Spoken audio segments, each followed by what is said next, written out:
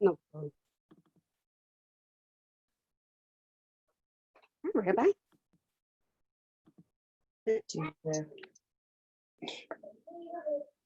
Hi, everybody. Hello. How we doing? Could be better. What? Where do you could not be better? Never mind, I see Yeah, it. here. I got it. Yeah. Okay, thanks. More people. Great, Mayor. Good seeing you. Hello? Okay, can you see it? Yeah, great. She did okay. It's a little short, but, I love it. and so, and she knows who you are. She remembers who you are. I hope so. Yeah. Marilyn. Hi, Debbie. Hi, Rabbi. Hello, everybody. How we doing? Honey, I'm Marilyn, not Bernie. Yeah, I caught that one. Rabbi, the hall and the candles, that was so nice. Oh, I'm happy you enjoyed. Oh, it was lovely. And the best challah that I've ever tasted. Yeah. It was wonderful. It was fantastic because, I mean, it all came together really well. Behind the scenes was a lot of really good work being done. And, we had one of our congregants, their brother actually works for Publix in the baking sort of area. And so he came in special, started at 8 p.m., baked until 6 a.m. to get all the challahs done, 350 plus challahs. And then he slept for a couple hours and he came back in, helped deliver them to our temple. Oh, wow. Oh, my goodness. And then we packed all the bags up and then we caravanned out to different communities. It was lovely. It was Oh, really thank you. nice. We loved it. I mean, it was honestly one of my favorite things that I've done in a long, long time. I feel like it was really just the first Shabbat thing, something like It that. was a good feeling. Mhm. Good feeling. Yeah. We needed it. We needed Yes. it Absolutely. after all this Mishigas, or during all this Mishigas. I wish I could say after, during all this. Right. Welcome, say hi, Daisy. And so I'm hoping that I can gather the troops again to do this again in the late, sort of late August before the holidays. So we'll see if I can gather everyone together to do it again. She wants you to wave to her. Yeah. She would wave like this. Oh, hello, look who's here. Hi. How you doing? Who's the pretty little girl joining us? She's going back under the table. Popping in and out. I think I see Rick there. Hi, Rick. How you doing? Good, how are you? Good. Nice to see you, or nice to hear you at least. Well, That's a good thing. Okay. It's been a day. I'm not going to lie to you. It's been a little bit of a day. But that being said, it's good to be together. Get a chance to study a little Torah together. Okay, let me watch. Hold on. I got Leah who's having trouble.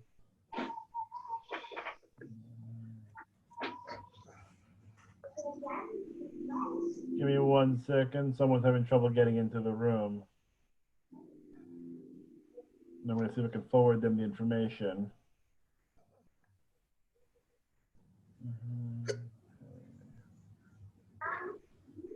Then we'll get started.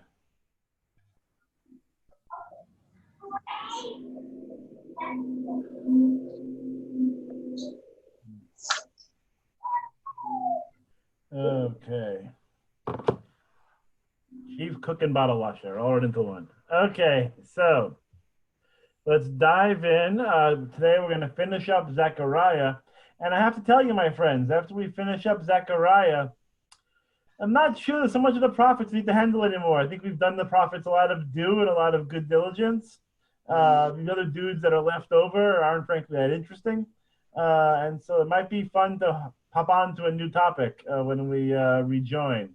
I'm thinking, we can look at Psalms or Proverbs, maybe Job a little bit. There are some things to sort of play with, I think. But I think the prophets, we've got them. We got a good feel for them. We're going to finish up the last sort of few chapters of Zechariah. So we talked last week about how Zechariah is sort of split into two parts. 1 through 7 is sort of the historical Zechariah with, in a context, in a place, in a time. You're very late, sort of in the Persian period. The rest of it is probably even later in terms of its writing, but it's not placed in time in the same way. It is placed in a sort of non-linear fashion, but talking about the time of the day of the eternal, the day of God, basically messianic and apocalyptic imagery of what's going to happen when the world as we know it comes to an end.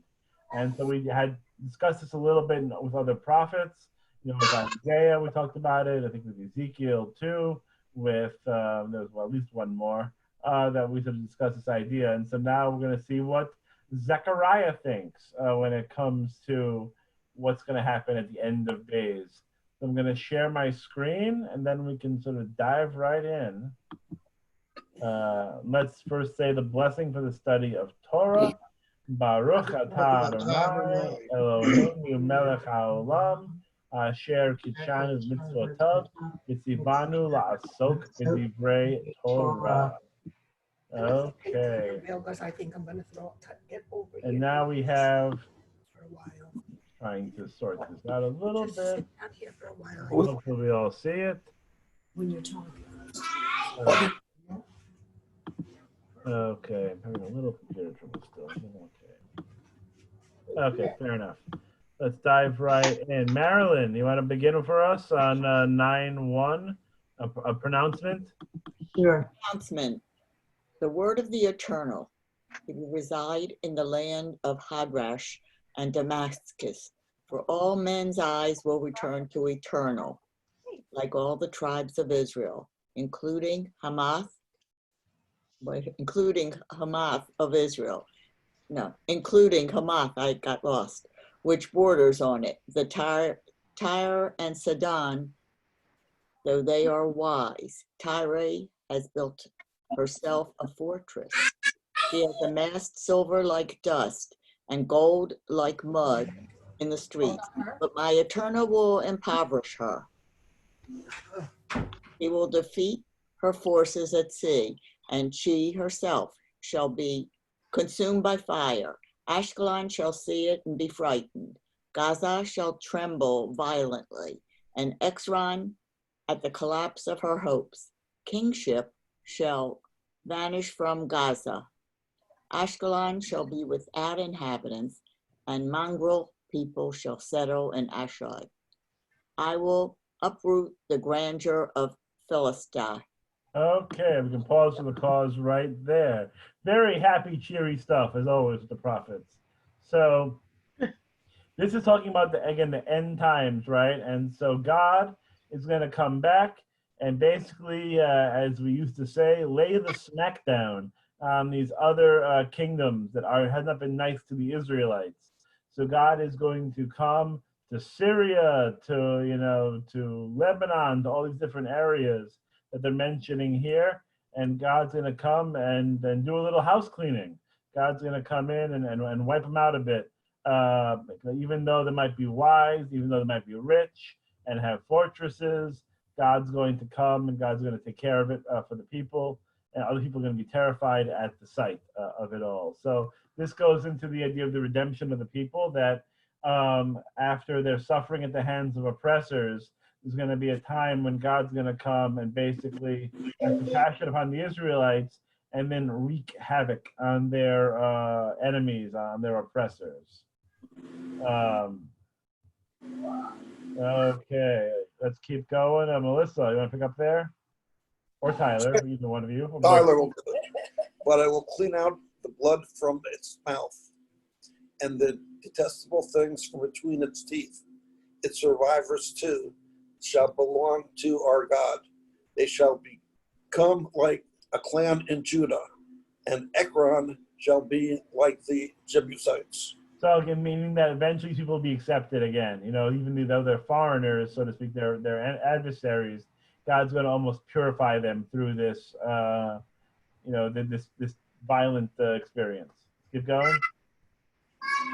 And And I will encamp in my house against armies, against any that come and go, and no oppressor shall ever overrun them again. For I have now taken note with my own eyes. Rejoice greatly, fair Zion. Raise a shout, fair Jerusalem. Lo, your king is coming to you. He is victorious, triumphant, yet humble, riding on an ass, on a donkey foaled by a she-ass. He shall banish, keep chariots from Ephraim and horses from Jerusalem. The warrior's bow shall be banished. He shall call on the nations to surrender, and his rule shall extend from sea to sea, from ocean to land's end. Very nice. So here we have a prophetic vision of a time of great peace. So you had, of course, all the fighting first, and this is very typical in eschatology and in sort of the studies of the end times and in this literature, that there's going to be a time of great tumult and great violence and great disorder and chaos. And then out of that disorder and chaos and whatever else is happening, there'll be a time eventually of great peace. You almost think in the very beginning of the Torah, right, of the creation story, what's the first thing that happens? Is God creates order out of the chaos. You know, everything is unformed and void. Tohu vavohu, everything is confused and scattered. And then God says, let there be light. And God's presence sweeps across the waters, and God creates a structure and order that creates existence out of non-existence. And here we have the idea that there's going to be so much tumult, but after all that tumult, God is going to create peace out of that situation. And so this really nice chapter over here, or this nice part about Zion and fair Jerusalem rejoicing. Your king is coming to you, victorious and triumphant, yet humble, riding on a donkey, okay, on an ass, right, on a donkey. So what's the significance of that? Because that's actually very important in this narrative here, in this prophecy. Usually a king rides on a war horse. A king rides on a stallion, you know, on a big beast, you know, because the king is going to want to show how superior they are, but it's also good for fighting. If you're going to go into a war, if you're going to go into a violent situation, you can't be coming up on no donkey. That's not going to work well for you. You have to have something with power, literally some horsepower behind it. And so this is saying that the king doesn't need to do that anymore. The king can ride on whatever the king wants to ride on. And if it's a donkey, so be it, because that's a animal, a creature of peace, comparatively, right? And so there's going to be no more chariots, no more horses, no more bow and arrow, no more violence. Everyone's going to surrender, and it's going to be great. The dominion is going to be from sea to sea, ocean to land's end. And so it's a vision of utopia, right? A vision of peace. It's going to take place after all this violence. Okay. Melissa, do you want to pick up over there? Sure. You, for your part, have released your prisoners from the dry pit for the sake of the blood of your covenant, saying, return to Bizaron, you prisoners of hope. In return, I announce this day, I will repay you double, for I have drawn Judah taut, have applied my hand to Ephraim as to a bow. I will arouse your sons, O Zion, against your sons, O Javan, and make you like a warrior's sword. Okay. So again, you know, some of this language and these place names are a little bit hard to figure out because it's, again, not placed in time in the same way. Similar ideas that they're going to be people who are saved, you know, people who are forgiven, and because they're doing good things now, right? That they're sort of redeeming themselves by their actions. And for others, you know, again, you have this imagery of the bow and the arrow, right? So Judah and Ephraim are basically God's weapon, right? God has weaponized the people, and God is going to have them attack all those who oppress them. But now, instead of them being on their own, they're going to have God with them. So God is basically using Israel using Judah, Ephraim as a bow and arrow, as a weapon to again to attack others. And God's going to make them like a warrior's sword. Okay, Debbie, you want to pick up there and the Eternal? And the Eternal will manifest himself to them, and his arrow shall flash like lightning. My eternal God shall sound the ram's horn and advance in a stormy tempest. The Eternal of hosts will protect them. His slingstone shall devour and conquer. They shall drink, shall rage as with wine, and be filled with it like a dashing bowl, like the corners of an altar. Okay, so God's present, right? God is going to be like arrows and thunder and lightning. The shofar, right? So the ram's horn, the shofar, coming up in a few months. All right, so we have the shofar. So what's the significance of the shofar here?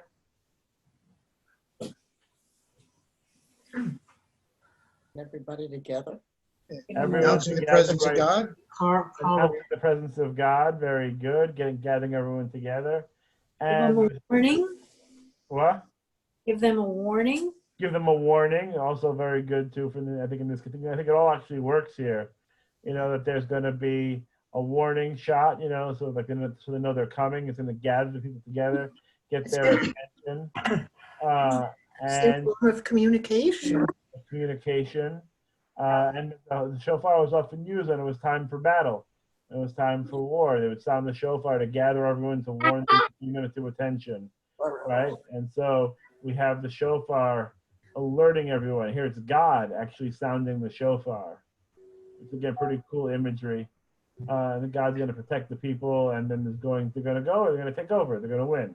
They're going to conquer, and they shall drink their fill. The dashing bowl, lovely imagery, of course, as always.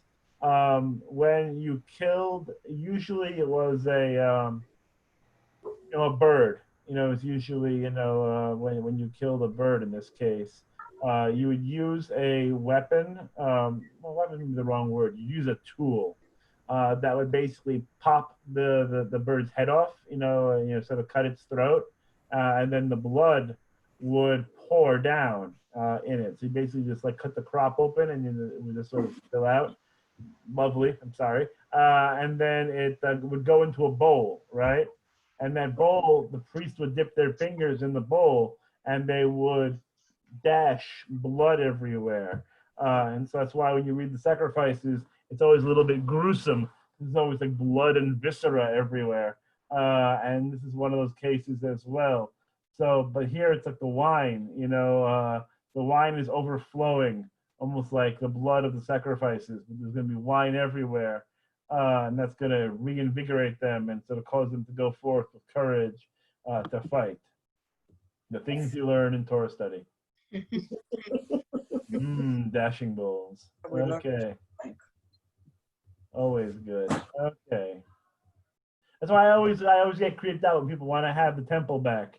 Like I really need to have animal sacrifices back today. I mean, no, thank you. I didn't get my degree in butchery.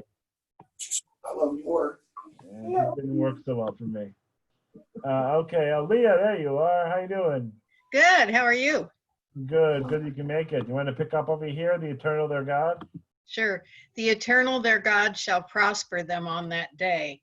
He shall pasture his people like sheep. They shall be like crown jewels glittering on his soil. How lovely, how beautiful they shall be, producing young men like new grain, young women like new wine. Be fruitful and multiply. Good times to everybody. So, again, so it goes on that same idea that they're going to be prosperous, things are going to go well.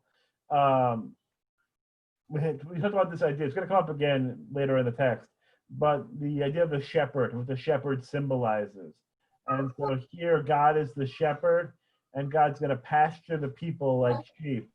In this case, I think meaning a very protective, nurturing presence, right? So God, who, according to the theology of the time, was not present for the Israelites when everything was happening, when all the attacks were happening, God's going to come back and God's going to protect them again from all the bad things. And even more, that the people are going to be, forget just being sheep, right? Sheep we know. So instead of just being sheep, we're going to be jewels. Isn't that nice? We're all pretty shiny stones. We're going to be jewels littering the soil, so bright against the sort of the brown backdrop, right? We're going to be glittery rubies and emeralds and sapphires, and not only are we going to be beautiful like that in the imagery of God, then we're going to have beautiful children and wonderful children and children that are going to be of great, what's the word I'm looking for?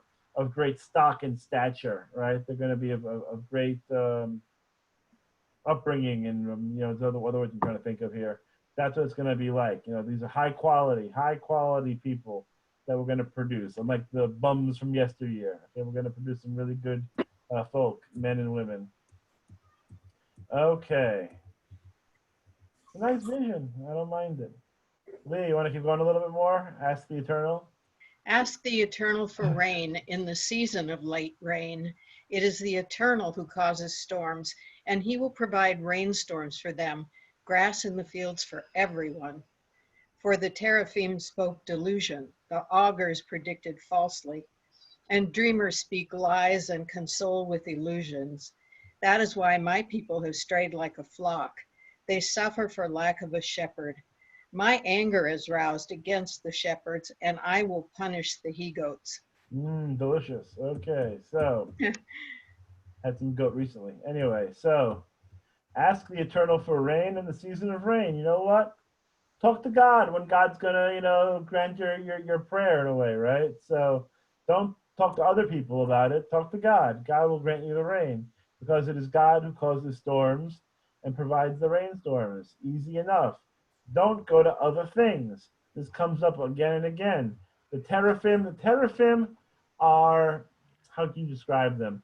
Almost like tarot cards or Ouija boards, sort of things of that nature. You have some of these religious imagery that people would go to, and you'd pay a dude. You give them a few shekels, right?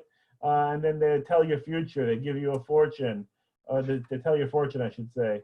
And here it's sort of similar. You'd go to these people, these diviners, and you'd pay them a little coin, and they'd tell you what you wanted to hear, because or else you wouldn't go back to them. Why you go back to someone who gives you bad news?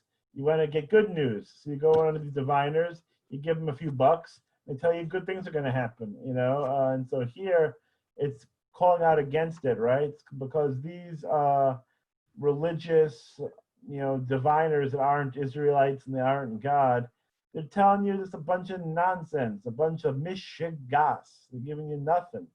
And all these other sort of like different classes of diviner. They aren't helpful for you. They're giving you lies and just nonsense.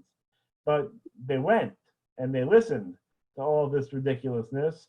And that's what helped them, unfortunately, stray from God. And they don't only stray because they went to all these false prophets. They stray because why? They lack a shepherd, right? They lack any kind of leadership. And when you don't have strong leadership, things evolve into chaos. As true back then as it is today, that without strong leadership, things sort of fall apart.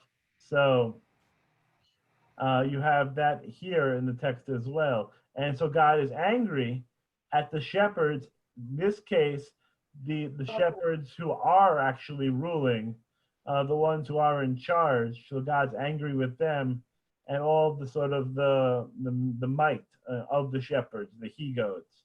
So God is displeased. Any questions? Want to take a little sip of icy? No? Okay. Okay, let's keep going. Linda White, do you want to read? Sure. For the Eternal of hosts has taken thought in behalf of his flock, the house of Judah. He will make them like majestic chargers in battle. From them shall come cornerstones. From them tent pegs. From them bows of combat. And every captain shall also arise from them. And together they shall be like warriors in battle. tramping in the dirt of the streets. They shall fight for the eternal, shall be with them, and they shall put horsemen to shame. I will restore them. Oh wait, where am I? On top, I will give Two victory. lines earlier. I will give victory to the house of Judah and triumph in the house of Joseph. I will restore them, for I have pardoned them. And they shall be as though I had never disowned them. For I, the Eternal, am their God, and I will answer their prayers. Yeah, keep going. I shall be like a warrior, and they shall exalt as with wine. Their children shall see it and rejoice. They shall exalt in the Eternal. Okay, excellent. Thank you. It was a little bit of a long run, but we got there. It's very good. So yeah, so it's very interesting here. It's all about forgiveness, right? In the end, that God is upset, but then God forgives, and God sort of takes into account what happened to the people, and maybe there's a little bit of regret. I'd like to think a little bit of regret and sadness for all that's gone on. That's my interpretation.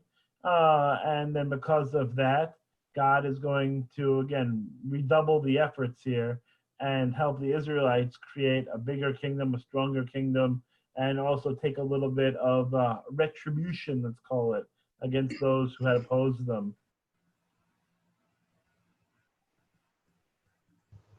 Those who punish them. And from these, house of Judah, from the flock, you're going to have cornerstones that you can build upon, right? Tent pegs that help build a tent and protect you. Bows of combat to use when you fight. And also, again, these great people of stature. Every captain are going to arise among them.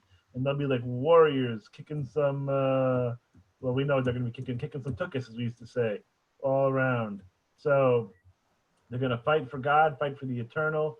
And even though they aren't necessarily as militarily trained as others, they're going to put the other warriors to shame. And victory shall be ours. Huzzah, huzzah. And because God is the God who answers prayers. So again, a theological statement there, right? That God is the one who's going to answer their prayers. Shomea tefillah. God is going to hear their prayers, and God is going to redeem them from all of this hardship. And more wine, because you can't have enough wine. Everyone's going to be having some good stuff. Okay. Rick, you want to read a little bit? Sure. I will whistle to them and gather them, for I will redeem them. They shall increase and continue increasing. For though I sow them in among the nations, in the distant place they shall remember me. They shall escape with their children and shall return. I will bring them back from the land of Egypt and gather them from Assyria. And I will bring them to the lands of Gilead and Lebanon, and even they shall not suffice for them. A hemmed-in forest shall pass over the sea, and shall stir up waves in the sea. And all the deeps of the Nile shall dry up, and the scepter of Egypt shall pass away.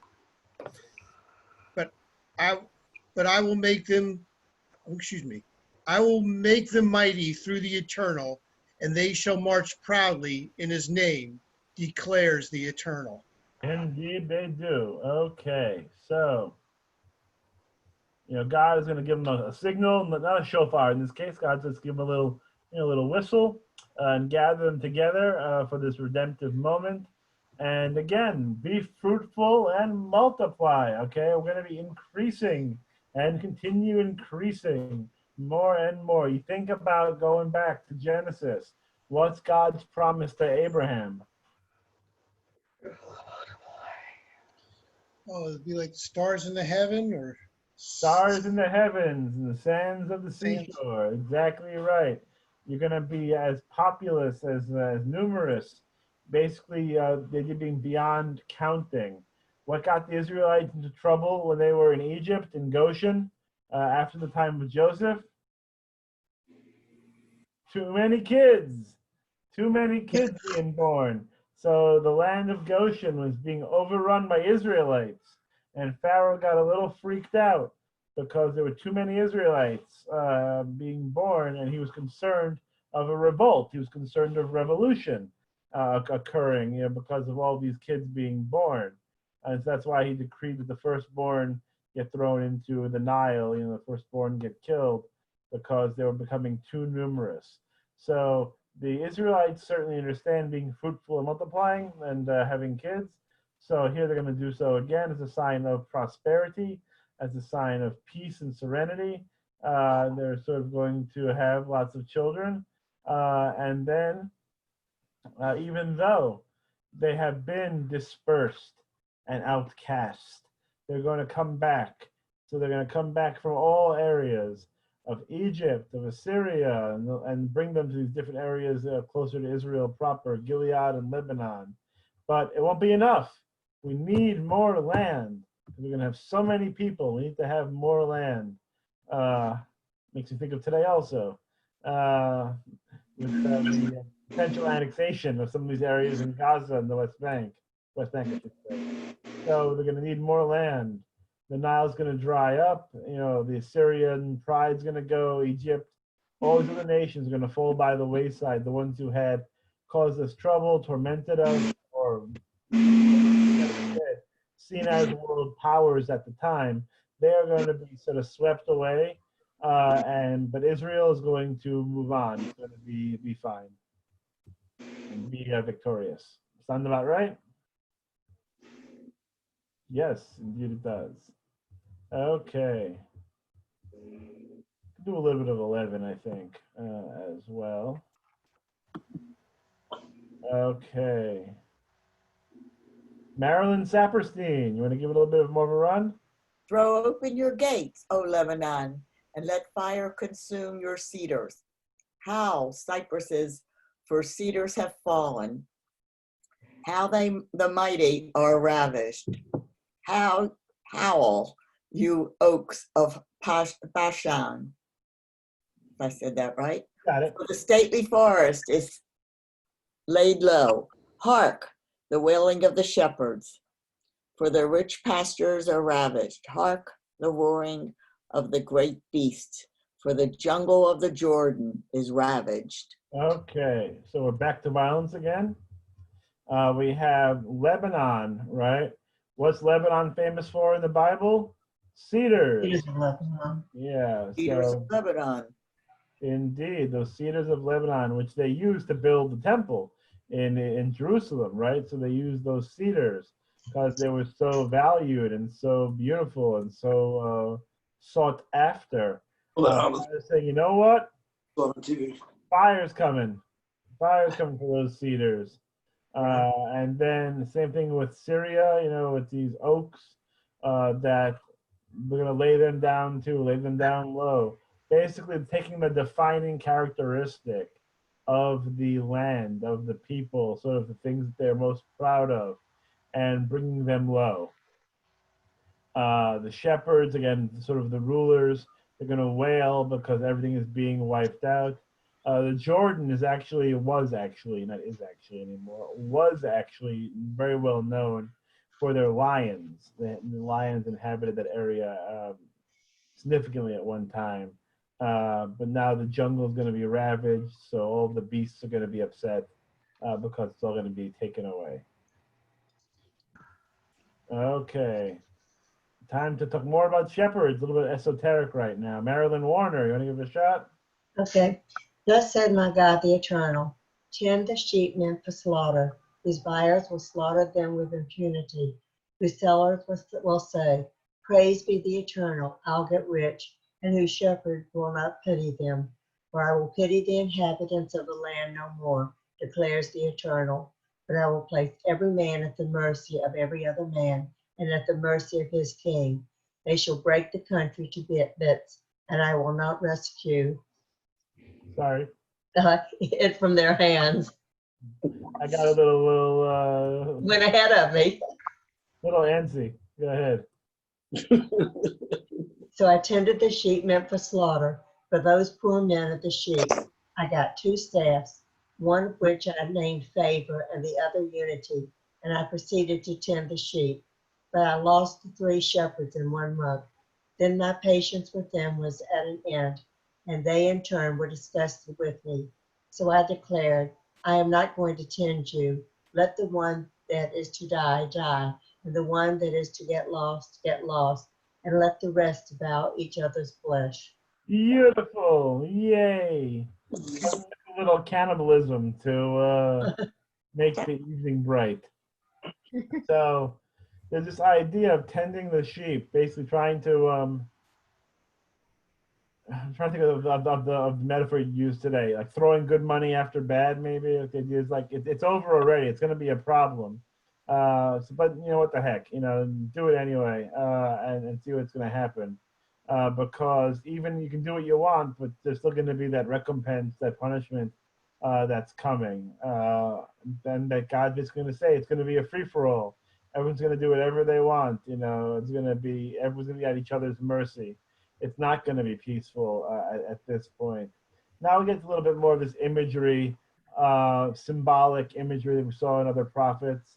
Sort of these different acts. And so here he has 2 staffs, one named Favor, one named Unity, and taking these staffs that are important and symbolic and using to tend the sheep. Didn't work so well. So then he gets upset and says, you know what? I'm not going to get involved anymore. I'm washing my hands of the whole thing. Those of you that are going to die, that's your fate. The one's going to get lost, same thing. And the rest of you just have to battle it out with each other to see who survives. But let's see if that has a little bit of a happier ending. Let's keep going. Let's see, Brahms.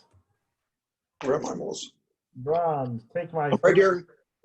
That taking my staff, Favor, I cleft it in 2 so as to annul the covenant I had made with all the people. And when it annulled that day, the same poor men of the sheep who watched me realized that it was a message from the Eternal. Then I said to them, if you are satisfied, pay me my wages. If not, don't. So they weighed out my wages, 30 shekels of silver, the noble sum that I was worth in their estimation. The Eternal said to me, deposit it in the treasury. And I took the 30 shekels and deposited into the treasury in the house of the Eternal. Then I cleft in my 2 second staff, Unity, in order to annul the brotherhood between Judah and Israel. Okay, so again, we're having this little bit of a temper tantrum here. So he basically takes, in this case, it's God's favor, right? Because God's favor is supposed to protect the people. So Zechariah takes it and snaps it over his leg and throws it away. And then, this sort of induces a little bit of panic and said, hey, I guess God really did send you. I can see something that's going on here. So they gave him 30 shekels of silver, which it sounds like a lot of money, perhaps. In this case, it's actually not a lot of cash. So that the noble sum is meant to be a little bit tongue-in-cheek here. And then, well, we're going to take the money, put it in the bank, because we'll need it for later. Then he's smashing the other staff, Unity, to symbolize the fact that there's disunity, disharmony between the people. Okay. Let's keep moving a little more. Melissa, you want to pick up there? The Eternal said to me further, get yourself the gear of a foolish shepherd, for I am going to raise up in the land a shepherd who will neither miss the lost sheep, nor seek the strayed, nor heal the injured, nor sustain the frail, but will feast on the flesh of the fat ones and tear off their hooves. Oh, the worthless shepherd who abandons the flock. Let a sword descend upon his arm and upon his right eye. His arm shall shrivel up, his right eye shall go blind. I think so. I would think so when you get a sword on your arm. So I'm not a doctor, but I can pretty much tell you it's not going to be a good plan. It's again almost like a mocking thing basically this whole thing winds up, I know it's a little bit difficult to parse, but it's about leadership and about poor leadership and how much bad leadership can affect the community, can affect the society, can affect the, a nation. That the shepherds, the ones who are supposed to be doing the right things, the leaders, are doing the wrong things. And the shepherds could also be from other nations as well that are enforcing their will upon Israel, and they aren't leading the right way. And so here he has to guise himself as basically a putz of a shepherd that is basically, being somebody who doesn't care about their flock. That's the shepherd's job, right? Is to care about the flock. And so if you have a shepherd that basically abdicates any sense of responsibility, what good is that? Sheep are everywhere, right? They're going to be the ones wandering around, on US 19, they're going to be wandering sheep everywhere unless you have somebody putting them together. And so they're going to be everywhere, roaming around the countryside. And the ones who are hurt, right, aren't getting any help. So they're getting lost. They're not being found again. They're getting hurt. The weak, right, are being downtrodden. So you have to take it out of the imagery of the sheep, but think about people, right? And so what's a leader's job? What's a ruler's job? The ones who are doing the right thing. They're going to make sure that people are protected. They're going to make sure their people are accounted for, right? We're going to care about each and every individual that we have leadership of. If people are hurt, if people are weak, then we're going to help them, right? According to this idea, that's what we should be doing. But the foolish shepherd doesn't do those things, doesn't, pay attention to the different people in their jurisdiction, doesn't heal them, doesn't make them feel better. But what do instead? They eat them alive, right? They feast upon them. They take advantage of them. It could be another way of thinking about it. They strip the flesh, and the fat off them, off the ones that have something to give, and leave them lame. So you have to almost imagine, again, it's a little gruesome, I apologize, but you imagine sort of a sheep, and then you have to sort of imagine it being ripped off, ripping off all the flesh of it, and the legs too, so just a lump is left, a lump of bones and sort of gore, and just, whatever is left is there, and that's it. It has no use anymore. It has no more, nothing to it, because it's basically been destroyed. And so this goes back into leadership, the worthless shepherd who abandons the flock. And it's a little bit of a curse on this. You're familiar with Yiddish cursing. You let a sword descend on his arm and upon his right eye. And his arm will shrivel up, his right eye will go blind.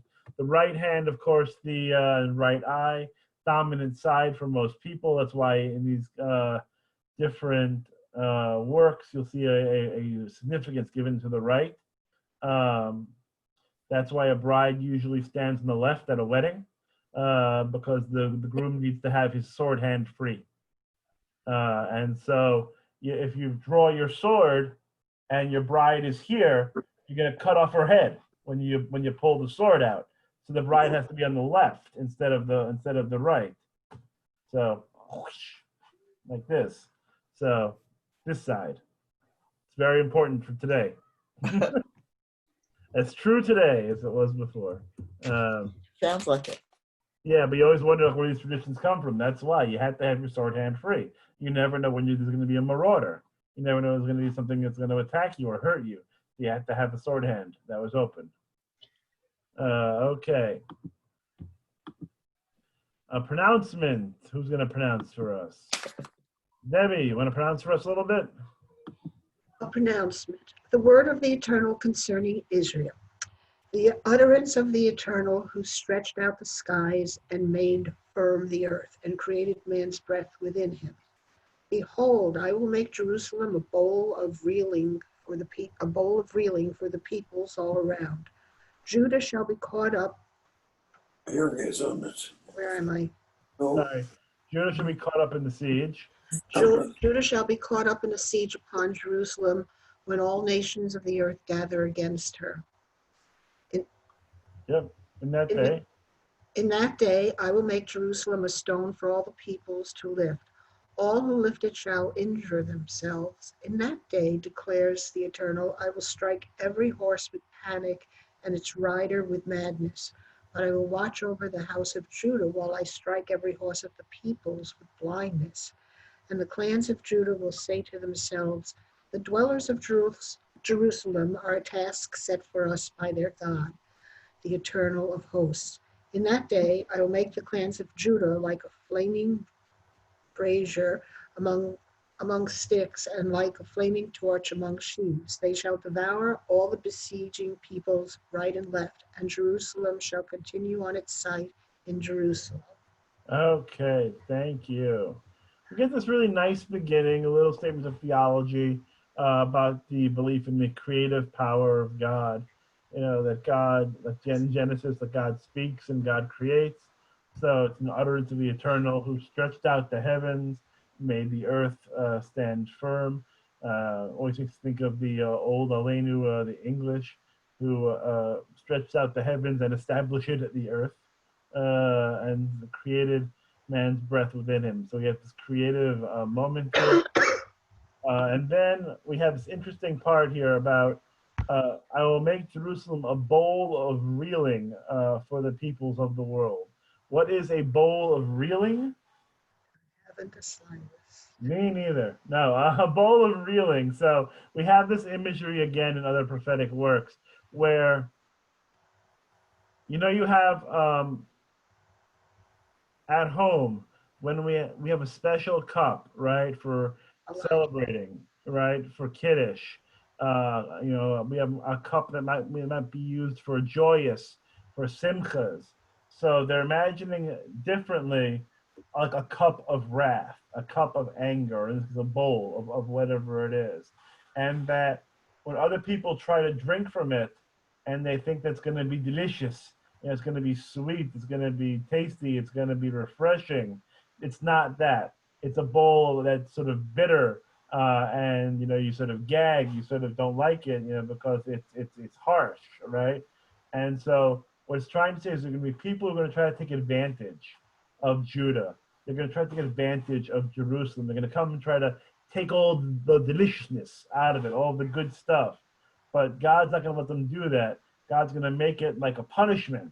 They're going to try to, you know, eat their fruits. They're going to try to take their stuff. They're going to try to take advantage and abuse them. But God's going to transform them into something else that people sort of try it and they are shocked. They have to go backwards. They reel, in other words, they reel away after they've tried this. So we'll see this more in the next passage here, that they think, oh, it's a stone. I can lift a stone, no trouble, you know, and so they're going to try to, you know, take over Jerusalem. But now it's like the sword in the stone, you know, from the Arthur, the Camelot fables, right? That they can't actually move it. In fact, they're going to hurt themselves trying to dominate Israel, right? So Jerusalem's going to be like a really, really heavy stone that people are going to think, oh, I can move it, no problem. I can take it over. But instead, of course, it's going to backfire. That's not going to go well for them. And so now that that's happened, then God is going to take it out on their horses, of course. When your horses are confused, right? When they are panicked, what happens to the rider? It's thrown off. Scramble, they get thrown off. Ah, you know, like so, like it was a common thing in fighting that that's why they had to armor the horses. Sometimes you see that in movies where the horses are wearing, you know, mail basically, because if they didn't, you might not be able to shoot an arrow at the rider who's heavily armed. But if you hit the horse with an arrow in the right spot, the horse is going to panic and freak out, and the rider's going to get thrown, or the rider is going to, you know, be in a very difficult situation because it's going to be a panic. So the horses, if they're blind, they can't see where they're running, and neither can the riders, right? Now we had this reference a little earlier today. The clans of Judah, right? So the clans of Judah are basically going to be the people who have latched on to Jerusalem and latched on to Judah, that they might be Ger Tzedek, they might be converts, right? And so they see what's happening, right? They've gotten the whiff. They understand where the momentum is at this point. And so instead of joining the bad guys to fight Judah, they're going to recognize that God is with Judah, God is with Jerusalem, and they are going to help now.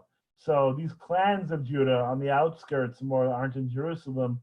They're going to be like a brazier. They're going to be like a fire pit. They're going to be like an oven, right? And they're going to just torch and devour all the bad guys who are coming in to try to besiege Israel, to try to besiege Jerusalem.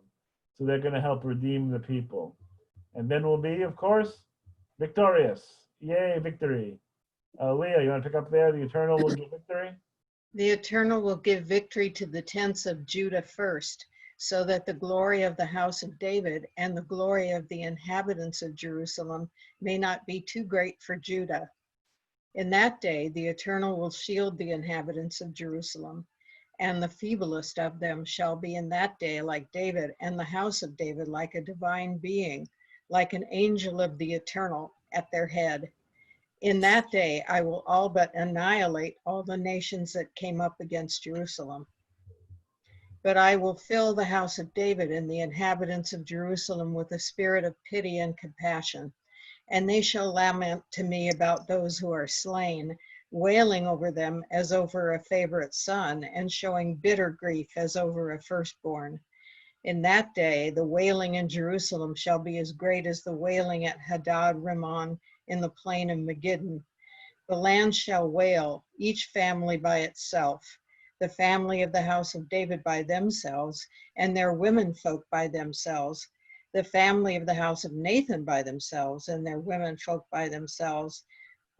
The family of the house of Levi by themselves, and their women folk by themselves, the family of the Shimeites by themselves, and their women folk by themselves, and all the other families, every family by itself, with their women folk by themselves.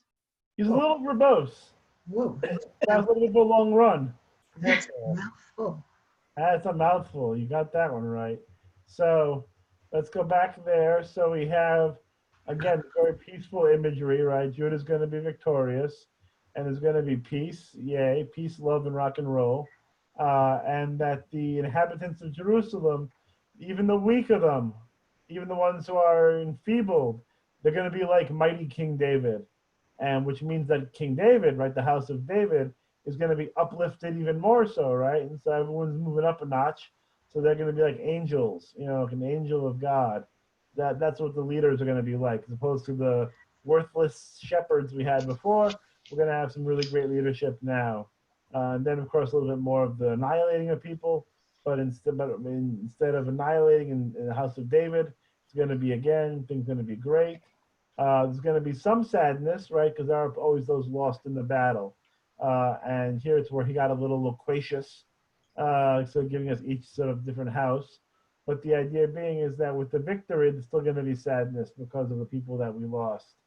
And everyone's going to have their time to mourn. Okay. Linda, you want to pick up there? Linda White? In that day.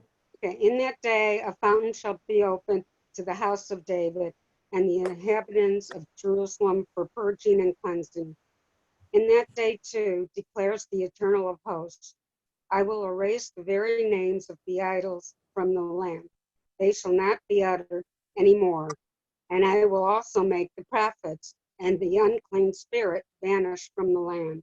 So we're doing some house cleaning, right? Once again, a little spring cleaning. Those who were messing around, we got to get rid of the idols. We got to get rid of the false prophets and just give them the old boot, okay? Okay, Linda, keep going. If anyone prophesies thereafter, his own father and mother, who brought him into the world, will say to him, you shall die, for you have lied in the name of the Eternal. And his own father and mother, who brought him into the world, will put him to death when he prophesies in that day every prophet will be ashamed of the vision he had when he prophesied. In order to deceive, he will not wear a hairy mantle, and he will declare, I am not a prophet. I am a tiller of the soil. You see, I was plied with the red stuff from my youth on. And if he is asked, what are those sores on your back? He will reply, from being beaten in the homes of my friends. Okay.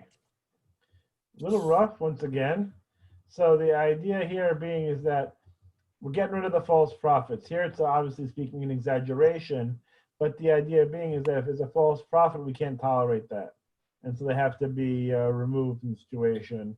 They don't literally mean father and mother, but it's almost like even if it were, whatever. So it's an exaggeration, an extrapolation to make the greater point that false prophets cannot be tolerated in this world, and that anyone who prophesies in this era is by definition a false prophet, because prophecy is ceasing. So even though they might try to disguise and whatever it is, you have to do something to get rid of them. What is the red stuff? Is that wine? I think it's wine. Yeah, I think Okay. it's wine. Let me see if I have a thing here. Maybe it'll be a note on this red stuff. What is this? This is. I think it's what? Tell me what blood.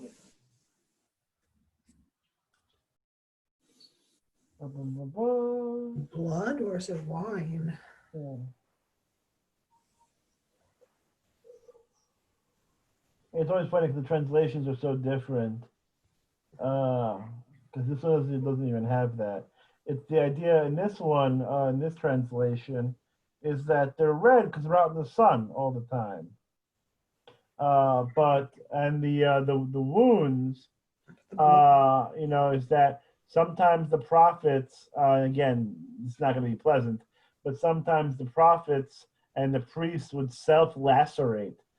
They would sort of cut themselves, and that was part of their prophetic experience, was that they would wound themselves. But I'm not seeing the red stuff in this translation, so that's hard to figure out. Here it says, let's see, each of them will say, I am no prophet, I am a tiller of the soil, for the land has been my possession since my youth. And they're saying that phrase itself is difficult to translate. And so that's their shot at it, which gives the confusion, because it depends on the translation. So it seems to be a rough phrase to translate. But the idea being is that, he's the reason why he's out there and why he's all, sweaty and whatever it is that he's, from his youth, like he worked in the fields. That's why he looks the way he does. But here they're giving him like red stuff from his youth on. That's a different translation. Rick, you want to finish this off here? Sure. O sword, rouse yourself against my shepherd, the man in charge of my flock, says the Eternal of hosts. Strike down the shepherd and let the flock scatter, and I will also turn my hand against all the shepherd boys throughout the land, declares the Eternal. 2/3 shall perish, shall die, and 1/3 of it shall survive. That third I will put into the fire, and I will smelt them as one smelts silver, and test them as one tests gold. They will invoke me by name, and I will respond to them. I will declare, you are my people, and they will declare, the Eternal is our God.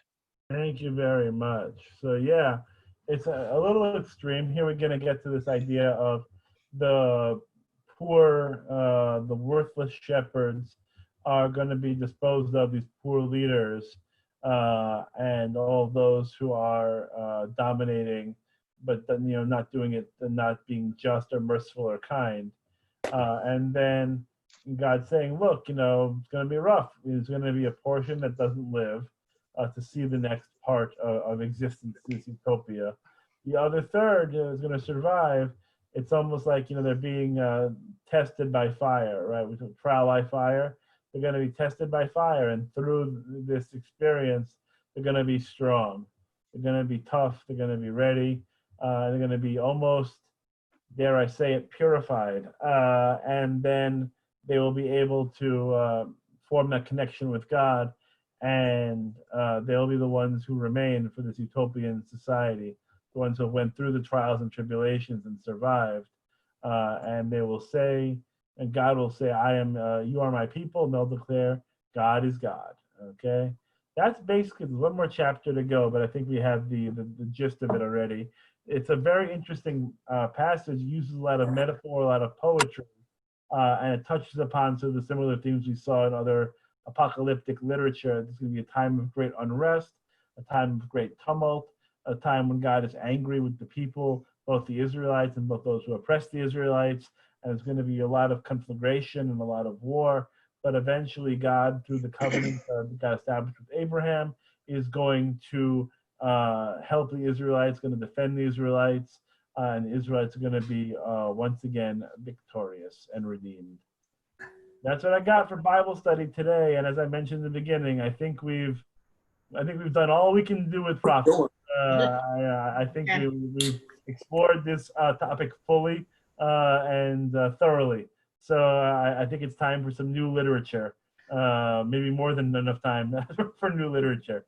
So next week, I'm thinking Psalms. We're not going to read all 150, but I think the Psalms are really powerful literature. I'm actually going to be discussing it a little bit in the next class in terms of Psalms and their impact and influence on prayer. I think that could be a good place to start. We can get into the Ketuvim, the last third of the Bible. We've actually already studied a lot of the good stuff in the Ketuvim already. That's where the scrolls are, the Megillot. So we've read Ruth, we've read Esther, we've read Ecclesiastes, we've read Song of Songs together. We haven't gotten to Lamentations. It's coming up in about a month and a half or so. It's Lamentations. But there are other sort of good things in the last part of the Bible, with Psalms and Proverbs and Job being the first three, and then the later literature of the book of Daniel we can spend some time on, Ezra and Nehemiah.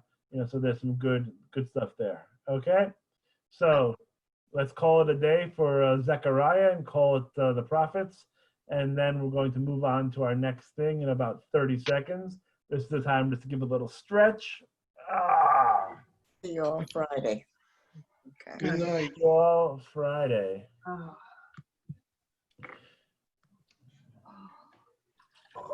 get out of here. I'll leave. A little refresh. Man, it has been a week. It's only Tuesday.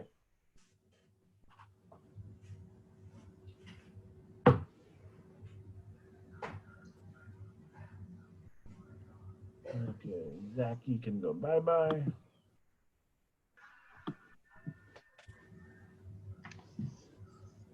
Gary, how you doing?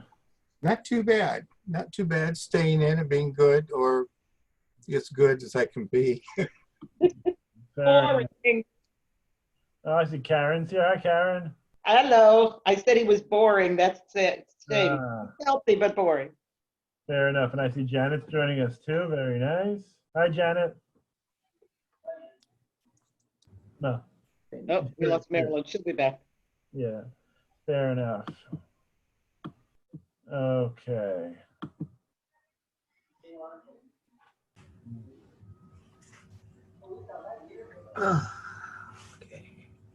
At a little Madison Square Garden today, world's most famous arena. I haven't won anything in forever and a day, but they're still my team. Every New York franchise that I've rooted for has won a championship with the New York Knicks. Even the Rangers, who I don't really care about, because I'm not a big hockey guy. Though now more so than before, God knows, in the Tampa area, right? So, because Ari loves his hockey. He can't wait for it to start up again. Yeah, it's coming. It's coming. That's what it sounds like. Okay, so Janet was mentioning that she has no mic or camera, but you can hear everything and everyone, so that's good. That's good to know. Thank you, Janet, for letting us know. Okay. Ooh, man. Okay, now to the exciting world of prayer. Once again, we're going to delve into it. Last week we sort of spoke about the history of moving from animal sacrifices to the prayer service. And this week we're going to talk a little bit about the prayer service itself, and sort of basically how did we get from a jumble of different ideas and liturgies to a liturgy, to having a one, not that it's monolithic, to be fair, as being part of the conversation, but a more standardized prayer service. So when we think about prayer books, if we had Mishkan Tefillah opened up right now, one of the things that I love about Mishkan Tefillah is that if you look, next time you have it with you, below the lines, so on the very bottom of the page, it gives you a lot of information, sort of the origin of where the prayers come from. And so there are different categories when we think about where did the prayers come from.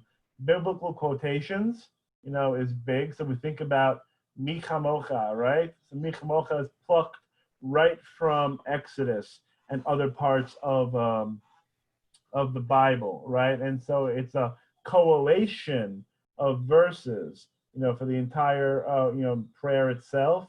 But the prayer, it's not even a prayer. It's biblical verses that are now used, have been turned into a prayer, right?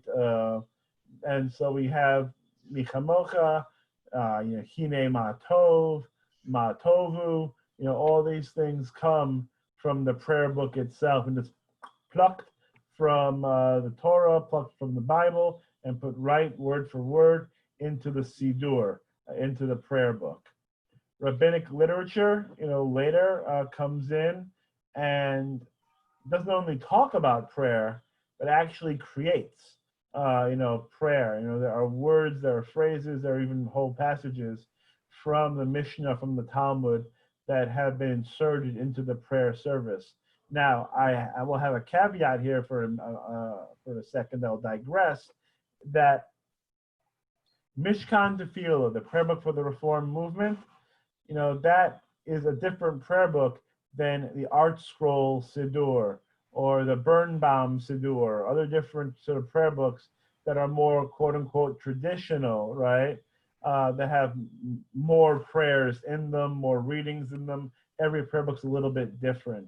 And so there are prayers and readings and that are in different prayer books depending on what denomination it is, depending on even what tradition within the denomination it is. We're going to come to that a little later. And so that's why we don't have as many maybe from that category as other prayer books. But is the order of the service pretty much the same? The order of the service is pretty much the same. Okay. In terms of the rubrics that we're going to talk about. Yeah, so the order is pretty much the same. But I don't know how that was determined at all either. So that's my big question. Well, we're going to hopefully get to there by the end of today. We'll see. At least, in a short form. We'll discuss that a little bit. Okay. Medieval poetry. So, we mentioned a little bit last week about historical context, influencing prayer. And so as time passes, we have different writings that then become prayers. So Adon Olam, for example, is not a biblical citation. It's not something from rabbinic literature. It's a poem someone created. And it's a beautiful poem, and now it's used, in synagogues all across the world, usually, after Friday night or Saturday morning services. You'll have Adon Olam. And there are lots of things like that. Even further on, we're going to discuss it more in detail at a later date. But Lecha Dodi, right? And so Lecha Dodi, very famously, is a 16th century, creation by a mystic, who took some ideas, and he used a little bit of the Bible and other things, but he crafted a poem that is now the pinnacle, in a way, of Kabbalat Shabbat, of the Friday night Psalms and readings before the main service starts. But really, sometimes we take it for granted in a way because they're so because they're everywhere. They're so abundant. It's just the actual blessings themselves.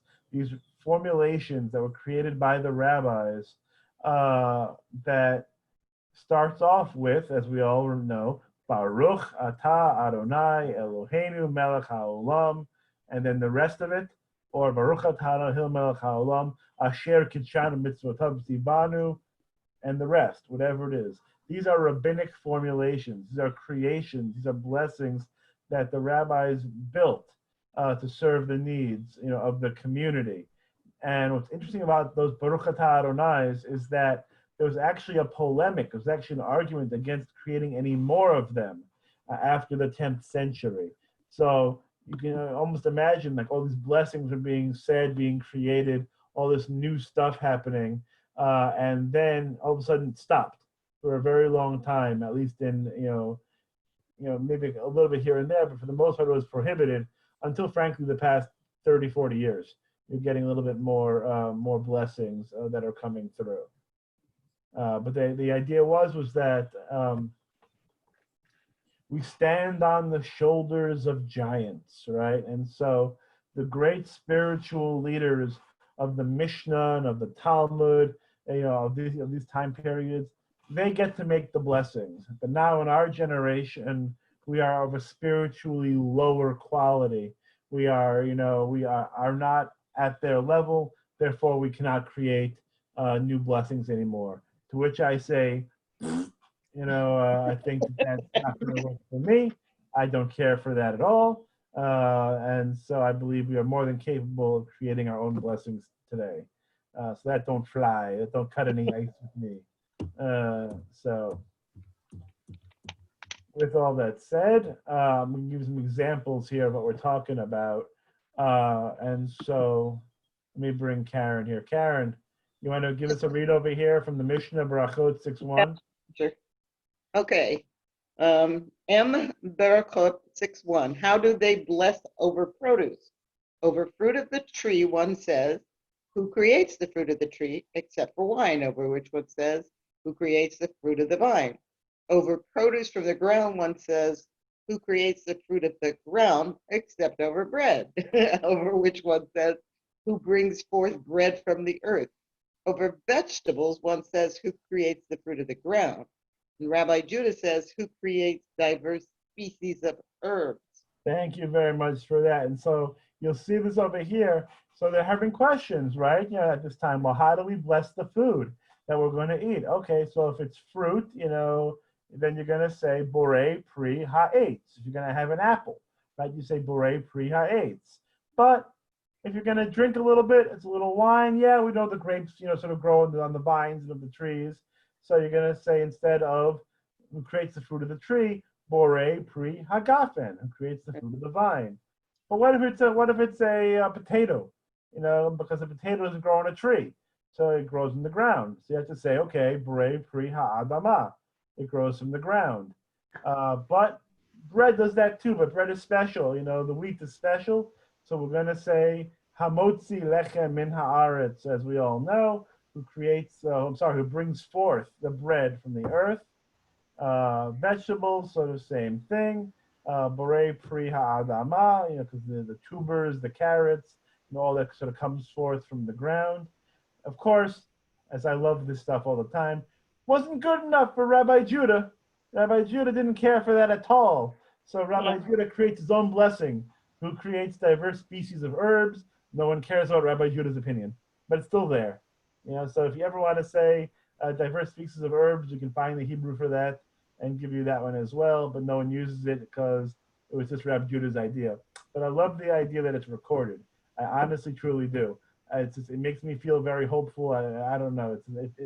The idea that the minority opinion was so important to them that they felt they needed to include it, to me, it's always felt like a really nice thing for Jewish, just like Mishnaic, Talmudic literature, that they didn't agree, but they thought it was important enough to add and keep in.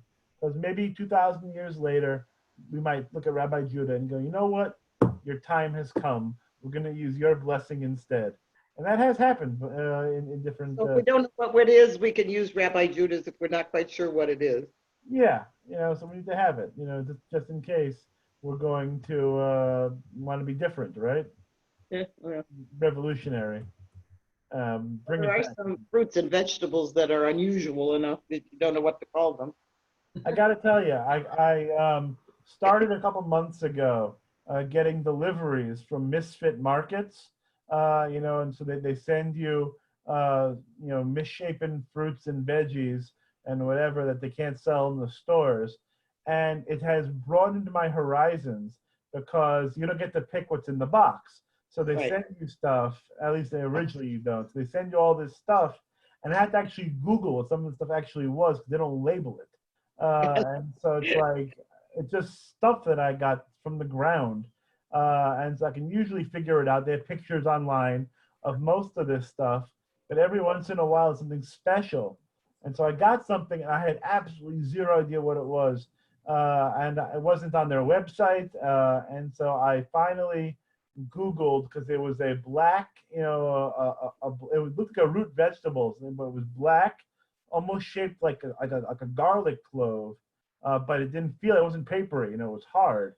And I had no idea what it was. So I took a knife and I cut into it, and it was just white on the inside. Radish? Yeah, that's what I was thinking, like a black radish, but it is a black radish. I've never seen a black radish before. my dad used to love. Yeah, my dad liked black radishes. Oh yeah. I've never seen one before. We grew them when I was a kid. We did too. Yeah, and so now I gotta figure out how to cook Like it. radishes are easy to grow. So what do you do with it? Eat it like a radish. Same thing. Or you can chop it up in a salad. Yeah. Yeah. Or use it as a garnish. Yeah, I was seeing like you can like sort of like slice and bake them, and whatever it is, like I throw them in salad. Roasted radishes with Or a peanut butter and black radish sandwich. Ooh, yeah. That just sounds Are you pregnant, Gary? Okay. Goodness gracious. What? You never ate a radish and peanut butter sandwich? And I don't intend to start now. Thank you. I have. Not this lifetime. I have. Not on my list. That works. Yeah. Don't let it So that would be a diverse species of herb was the point. So since I didn't know what it was, I could have said this blessing and it would have been diverse. Because if you go to the grocery store these days, there's all kinds of things that weren't there when I was a kid, and so I try, but you don't know what it is until you taste it and figure out what to do with it. Yeah. When I was a kid, they didn't even have broccoli. Yeah, I gotta tell you, it's like I remember going to the store once with a friend of mine. And it's like a specialty sort of like fruit and veg, kind of store. And I've never seen so many kinds of apples in my life. I mean, billions of them, yeah. And so depending on where you go, right, you have different kinds of apples. And I feel like in my childhood, we didn't have like 30 varieties of apple. It's like you had a few, you had a handful of apples. Yeah. But now it's like, and then you have, so it's a lot of apples. It's a greater point. And they're still developing different kinds of apples. I just saw about a new one that's coming down the pike. Yeah. So. Yeah, you see, so we're going to keep creating and get more diverse species of fruit and veg. And so I've had more fruit and veg in the past couple of months, which is not the worst, not the worst thing either. Okay.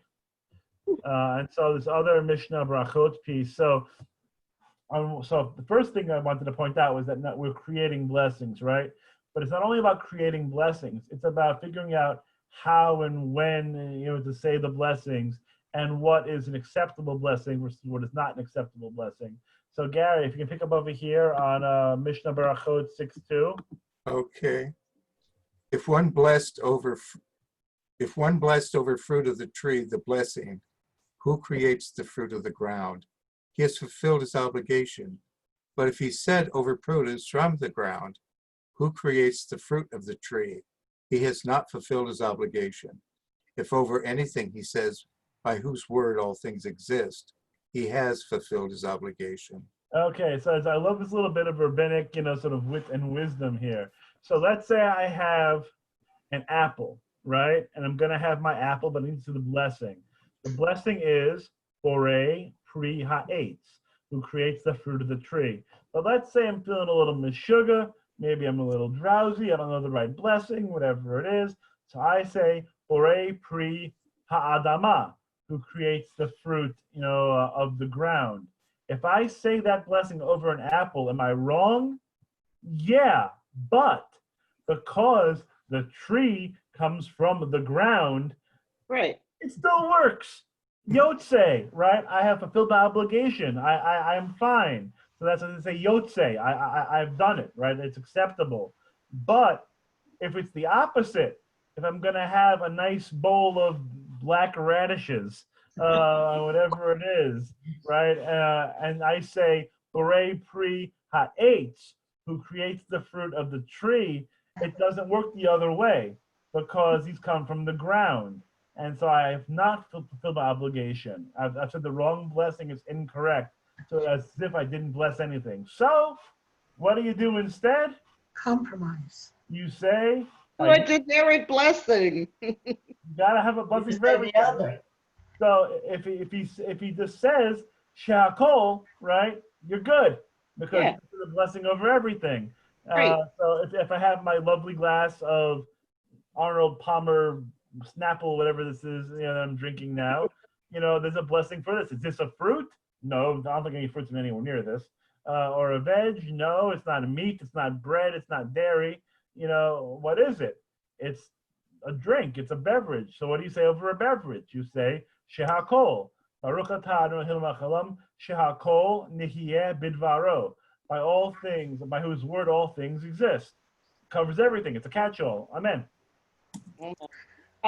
So why do we have to argue about this? And just, why? I mean, is it just argument for the sake of argument? That's what it sounds like. For this in particular?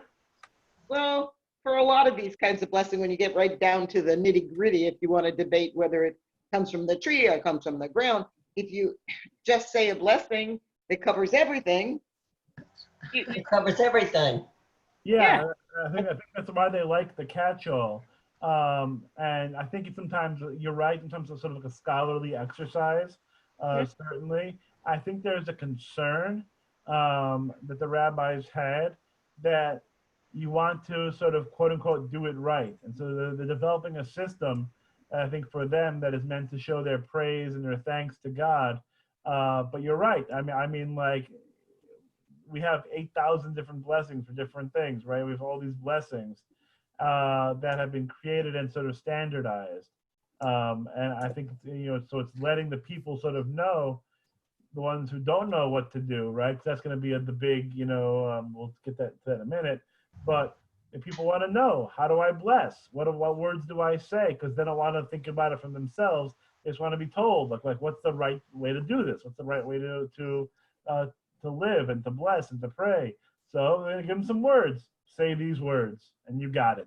But don't say them wrong, or don't say them, with, don't get it backwards. You have to say the right thing at the right time. Yeah, it's definitely, I think, a little tricky with it. That's why I like shakol. So I had a friend of mine. I love this story. A friend of mine, he and I were in rabbinical school, our first year together. We were just getting acquainted, getting to know each other. And so we go out for dinner, and I ordered something, kosher style, of course, that's what I was doing at that point. And he ordered himself a big bowl of shrimp. And so when he got his big bowl of shrimp, he blessed it. He said, Baruch atah Adonai Eloheinu shehakol nihiyeh bidvaro, by whose word all things exist. So he blessed the shrimp because he said, hey, the shrimp came from God too, right? The shrimp came into existence, and I'm going to eat, and I want to thank God for the treif I'm going to eat. And that was his theology, is that he's going to bless God for the treif. He's not a rabbi, by the way. He didn't make it. That's why. Now you know that's why. Okay. God bless him. He didn't make it. But good guy, though. Still, he and I are still in touch. But I did love that idea, of it. Basically saying, sort of as we were saying before, that you're good. If you're going to bless, there's a blessing for everything, and everything's in God's world, and nothing is created, that is useless according to tradition. And so he wanted in that moment to say a blessing over his food. That's the blessing he chose. That way he can praise God and bless God for the food he's going to eat, even if it was not from Leviticus, not in a good way. This over here is just, I like throwing things like this in because it just shows you the depth, I think, of these blessings, that they just create so many of them. So Sandy, you want to give us a little read over here? Sure. M. Barachot 9:2. On witnessing comets, earthquakes, thunder, or windy storms, one says, "Blessed be he whose strength and might filled the world." On seeing mountains, hills, seas, rivers, or deserts, one says, "Blessed be he who made creation." Rabbi Judah says, one who sees the great sea should say, "Blessed be he who made the great sea," if he sees it at intervals. For rain and for good news, one says, "Blessed be he that is good and grants good." For bad news, one says, "Blessed be the true judge." Indeed. Okay. And so we see there some of these blessings that we have today. I'm looking at on my phone for a second because I have the, I gotta get my picture up that way you can see it. I have an app on my phone. Now the virtual background is gonna help me with this. Nope, doesn't matter, not gonna work. There's an app on my phone from the CCAR, which is the Daily Blessings app. And so it has all these blessings, in the Hebrew and the English. And so you have it in case you wanted to say a blessing over certain events or certain things that you see during the day. Or if you see natural wonders, you see all this beauty, there's a blessing, as they say, for everything. And so here they're creating all these blessings so we can praise God. It also comes, from the idea that according to the tradition, we're supposed to say 100 blessings a day. And so the shrimp, the person who wanted the shrimp should have been the blessing for the great sea. yeah, exactly. He enjoys the great sea. Exactly. All that good seafood. But there's a blessing for everything. And so they find ways to bless and praise. Now, over here, this is what we say actually when we hear that someone dies, right? Blessed be the true judge, Dayan Ha'emet. And so that we say that for funerals, even today. Okay, so that's sort of our Mishnaic piece here that sort of shows you how these blessings are formed and then how they're still used today. We mentioned historical context already in terms of how prayers are created, that if you lived during the time of the Crusades, you might have something to say about it afterwards. You might want to think about a blessing or two. Certainly the Holocaust, the state of Israel, different events have happened to us that are so momentous that prayers have been created. And then we get into our context now, whether it's historical context or just societal change, we have more and more blessings being created today. And so that's I think sort of where we get prayers from, the origin of the actual prayers itself. Now let's get into the origin of the order of the service. One metaphor. Has anyone ever seen Larry Hoffman's opus work, My People's Prayer Book? No. Good to Google. I mean, it's a set of, I think, 10, 12 books by now. But it goes through a lot of this in terms of how the service was created, and then each book. So there's a book that's just about the Shema, right? And its blessings. The book just about the Amidah. And it takes the prayer and then it's like 6 different interpretations or schools of interpretation.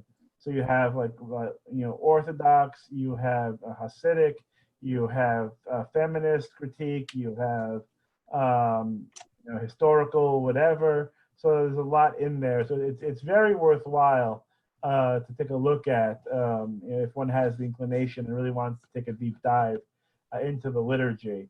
And so this is Larry Hoffman's metaphor, my rabbi and teacher, Rabbi Hoffman, that he likes us to imagine prayer in the beginning like jazz music, right? That there was a lot of improv involved into it. There's a lot of just, the things that were flowing in a very different way, but there's a part here that there's always a but that comes in.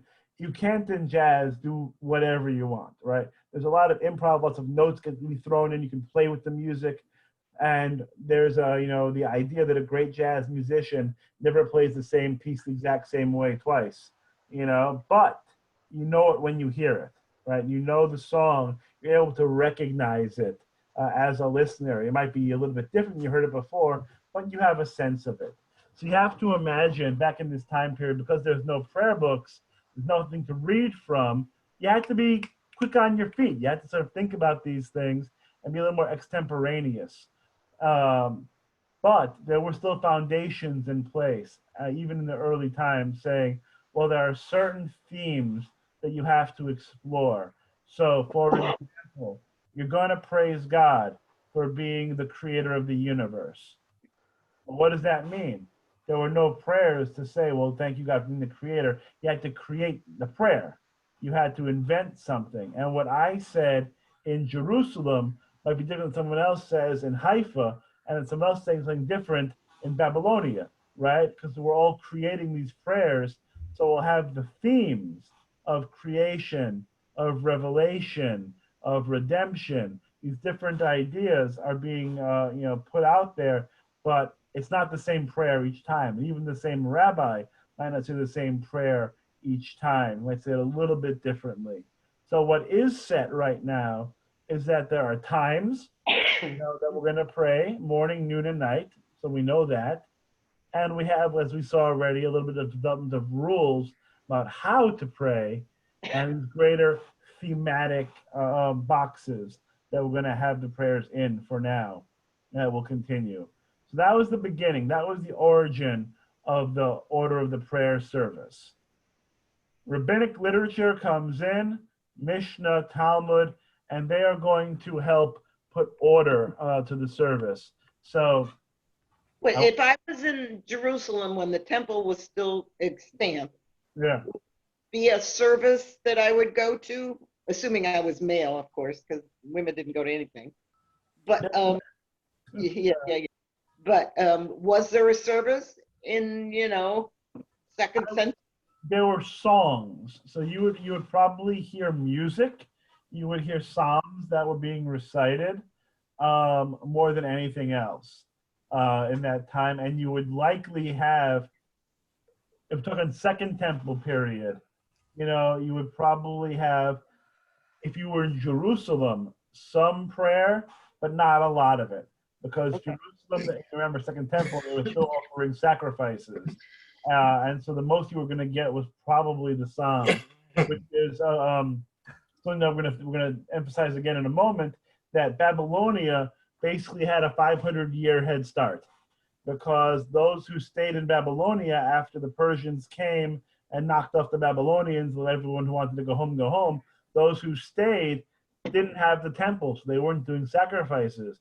So they had a head start in creating ideas and thoughts about prayer, whereas in Eretz Yisrael, in Israel, they didn't have that. They had the sacrifices still going on, so you would have elementary prayer, you would have songs, you would maybe have a couple of verses here and there, but it wouldn't be the same thing. So you wouldn't have that greater structure. So this structure that we know is much more modern after the 10th century, which is very modern, but still much more modern. Yeah, I would say by the 10th century is when we have a pretty good idea of what a prayer book looks like. Okay. An original prayer book, which we're going to get into some of the nitty gritty for that too. But yeah, right now what we're going to get in the rabbinic period is more, these are the themes, these are the ideas that you need to express, but we're going to do it in a specific way, in a specific order than we had before. Probably the most original, probably the earliest prayer service consisted of, as we'll see in a moment, the Shema, a blessing about creation and revelation, the Baruch Hu before it. So it would start with maybe Baruch Hu, then a prayer about creation, a prayer about revelation, the Shema, a prayer about redemption, and a Torah service. Okay. Oh, the Amidah and a Torah service. Okay. And that would sort of be it. Sort of three chunks of service. with the second blessing after. So you have creation prayer. Then instead of a revelation blessing, what they probably did, it seems like, according to at least the Mishnah, it was a tradition to read the Ten Commandments.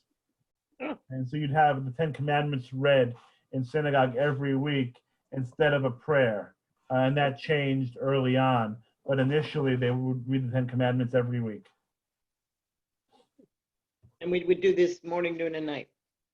They would do it morning and they would do it night with some different things in the afternoon. But yes, similar structure. Okay. Similar structure. And so the Mishnah, as I said, sort of brings order to the chaos. So yeah, that's actually, it leads right in. So Mishnah Brachot 1:4, in the morning he recites 2 blessings before it and 1 after it. In the evening, 2 before it and 2 after it, 1 long and 1 short. And so what they're referring to here is the Shema. So for the morning Shema, you recite 2 blessings before it and 1 after it. Now this has developed to our times today that in the morning we read Yotzer Or, right? Yotzer Or Uvarei Choshech, Oseh Shalom Uvarei Et HaKol, HaMe'ir La'aretz, all the way through for our creation prayer, the God who creates light and darkness, right? And then we say in the morning, Ahava Rabbah, with a great love. God has loved the people of Israel. That's our revelation blessing that we have. And then after it in the morning, we say the Shema and the V'ahavta. And then after that, we have one more blessing, a blessing of redemption. Emet v'yatziv, kol zot, and so that it's a true and enduring, right? So that is the morning. But in the evening, we don't do that. We do 2 before and 2 after. So the 2 before are the same in terms of the theme, but we don't want to have the same blessing because there are different traditions, right? So the Jerusalem rabbi, for all of his creation blessings, might have been saying Yotzer Or Uvarei Choshech, right? Who creates light and darkness. But then some other guy in Tiberia, in Beersheba, was saying Ma'ariv Aravim, being the creation blessing, that we would say on a Friday night. And so now Friday night we'll say Ma'ariv Aravim, and we'll say Ahavat Olam instead of Ahava Rabbah, which we'll do in the morning. So we'll have 2 separate creation blessings, one for the morning, one for the evening, and then we'll have 2 separate revelation blessings, one for the morning and one for the evening, and then 2 separate redemption blessings, one for the morning, Emet v'yatziv, and one for the evening, Emet ve'emunah, kol zot. We usually read that in English, which is why if the Hebrew is something familiar, that's why. We usually do that prayer in English. We do some different reading. And then they said, wait a minute, that's only 3. We want an extra blessing in there. We want a short blessing that follows it. And that blessing, as we've discussed, I think before together, is Hashkivenu. Mm-hmm. Hashkivenu comes in the prayer of protection because at night things are scary as opposed to the daytime when they're not scary. So the nighttime we get an extra blessing, asking for God's protection over us and for God to keep us from all harm. So all the way back in time to the Mishnah, they're creating now an order of a prayer service that you're going to do 2 here and 1 here, and nighttime 2 here and 2 there. And then they're going to further explicate what these prayers will be, collating different prayers that I think were probably in the ether at this point, that were around in different areas, and saying these become the prayers. So now instead of kavanah, of the rabbi going up there and basically saying whatever he wants, right, for the thing, we're going to have more standardization of words and a more standardized structure of the prayer service. Now, and then, as I mentioned, they're going to jump into this idea of, well, how are the prayers supposed to be said? Marilyn, you want to give us a read over here, one who recites? Oh, sure. One who recites the Shema without causing it to be heard by his own ear, he has fulfilled his obligation. Rabbi Yosef says he has not fulfilled his obligation. If he recited it without pronouncing the letters succinctly, Rabbi Jose says he has fulfilled his obligation. Rabbi Judah says he has not fulfilled his obligation. We're going back to the idea, right, of, well, how do you say the Shema so it counts, right? You have an obligation to say this prayer. So how do you say it so it actually is correct, that it's acceptable to God, so to speak? How do we say this? So if I said the Shema and I said it so softly, I sort of just mouth the words to myself, is that saying the Shema? And so the sages here say, yes, it's okay if you just, and you sort of say it, and even if you can't even hear yourself say it, it still works. Okay, you're Yotze, you fulfilled your obligation. But Rabbi Yossi says, nope, not so much, because Shema says, listen, O Israel. And if you aren't even listening to yourself, what's the point? Not Yotze, you didn't do it right. And then Yossi goes back and says, what if you say it quickly, like you're davening through? Sometimes you go to an ultra-Orthodox or an Orthodox synagogue, there's a lot of mumbling going on. You sort of have that experience. Yeah. Does it count? And Yossi says, sure. But Judah says, no, not so much. Because if it's not intelligible, again, how can you hear it? Because you're not doing it in a way where it can be heard clearly. So it doesn't work. Enunciate. Enunciate. Yeah, right, exactly. Enunciate. 2 Utes. Yeah. So you have to enunciate. You have to be succinct. Otherwise, off with your head. Off with your head. Doesn't work. You didn't do it right. You didn't get it right. Debbie, you want to pick up over here with this Barachot passage? Barachot 3:3. Women slaves and minors are exempt from reciting the Shema and putting on tefillin, but are obligated for tefillah, mezuzah, and birkat hamazon after the meals. Yeah, one of my favorite things to talk about, because that's Lobel from the Orthodox. So it says in the Mishnah, women, slaves, and minors are exempt from reciting the Shema and putting on tefillin. So what does that mean? What does being exempt mean? You're not supposed to do it. Yeah. You don't have to do it, right? You're not obligated to do it. Is exempt the same as prohibited? No. No. No, exempt. They're very different things. And so even though women, I'm going to focus on women here since in this case and minors, but even if you don't have to do it, you're not obligated to do it, you still can. And that's what the conservative and the reform movement pick up on, is that patur, being exempted is different than being prohibited. And so a woman doesn't have to wear, in the traditional sense, right, in the Jewish law sense, doesn't have to put on tefillin every morning, doesn't have to wrap it around their wrist and the headpiece and the whole thing. They don't have to do it, but they can, right, according to this idea. And that's where the Orthodox, the ultra-Orthodox diverge a little bit, is because they prohibit it and they make a whole stink, if they see something that's going on. But it says they are obligated for these other things about the Amidah, about kissing the mezuzah and the practice of putting a mezuzah up, and of course grace after meals, birkat hamazon. And so they're going to define as well in the Mishnah who has to do what, who is obligated, who is not obligated. And so it's going to be the who, what, when, where, how, and why of prayer, right? And so they're going to make these determinations in the Mishnah. And obviously, since the Mishnah is a 2nd century document, there's going to be more commentary on it. And that's where the Talmud comes in, and then many writings that follow the Talmud that delineate the appropriate way to pray, which gets into, of course, as I think we've mentioned before, a little bit of a scholarly exercise. But I think it's born out of the idea of, again, wanting to do the right thing, wanting to know what's the right way, the right path to do something. So for us, sometimes it seems like a little bit of overkill, because we're not, as interested in all the minute details we're going to focus on. Let's just pray. Let's pray in a way that is meaningful and is powerful more than worrying about, did I bow the correct way here, or did I, do the right gesticulation there, or whatever it is.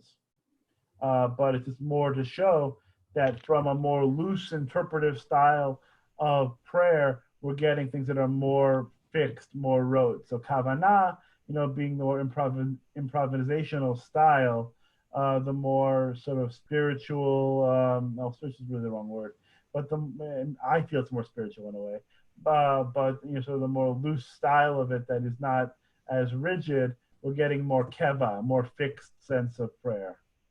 We use kavanah differently. We use kavanah now as being intention, right? Or as being attention and intention. But back then it was referring more to the style itself of prayer.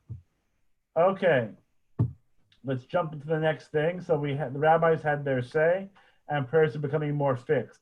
This is all mostly happening, as I mentioned a little earlier, in Babylonia, because the temple's still standing for some of this, not all of it once we get to the Mishnah, but the temple's still around for some of this, and now the temple's destroyed.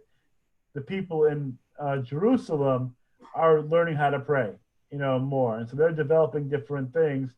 And one of the things they develop, which is really fascinating, are called piyutim. I think it's almost as a response to the rigidity and beginning to structure the prayer service. And so instead of having the normal prayers that they would usually have, you have people who are being creative. God bless, thinking outside the box, creating something new. And these are called piyutim, which are poems, liturgical poems that are being created. And so instead of just having the regular prayer service, we're going to have a poem. We're going to have a different reading. It's going to do a lot of wordplay, a lot of pun and metaphor, and it's not going to be rigid. It's going to flow a different way. And that's really cool, I think, and really creative that they did that. There was a long thought idea that the reason why we had piyutim was that it was a response to something, right? It was a response to persecution, for example, when Jews couldn't get together and pray in the same way, when public prayer was outlawed, or when they have spies come to spy in the synagogue to see what they were doing. So when the liturgy is banned, you know what? Let's create something different. Let's create poems and songs that aren't prayer, but are something different, something that is novel. That is no longer viewed as actually the primary reason, which I think is actually interesting, that the primary reason is basically the cause. Because it's nice to be creative. It's nice to think out of the box. It's nice to sort of express oneself differently. They compare it to Byzantine art and architecture, which we still see today, the things that have survived. And that one of the ideas between Byzantine art and architecture, you had a lot of different materials used. You had a lot of different stones, for an example, to create a mural, right? And stones don't have to match. You can just create, mix and match, and just create something beautiful. And so they said, as the architects and the artists did it with stones, the poets did it with words. They took different Hebrew words, they put things together, they created rhythm, and they created almost melody and song with words, which I think is really beautiful and really cool. Our prayer book doesn't capture a lot of that because piyutim are more in the Sephardic tradition, and you'll have them more in the Orthodox sort of prayer books as well, because there are sort of, a lot of complex Hebrew and whatever it is, but they are really nice, generally speaking. A couple of them do remain in the prayer book. Prayer book and politics, of course. So in order to have a prayer book, you need to have two things that are important. So basically you have to work within a framework of a social structure that allows for a prayer book to be written, which means that you have to have a centralized authority for someone to basically say, this is the prayer book. I'm the boss. Listen to me. These are the words you're going to use. This is going to be the prayer book. That's good. But if I say that over here and you're in Biloxi, it doesn't really matter unless we can copy the prayer book, unless we can actually be able to write and reproduce many copies of a book and it be sent out to different places. So unless we have the ability to reproduce books and to write, then it doesn't matter. So lo and behold, we get to the 8th century, get to the Abbasid Empire, a Muslim empire, the Islamic empire that develops after the time of Muhammad. They build a huge, I mean, it's a huge empire. It takes over most of the world at that time, at least in that area.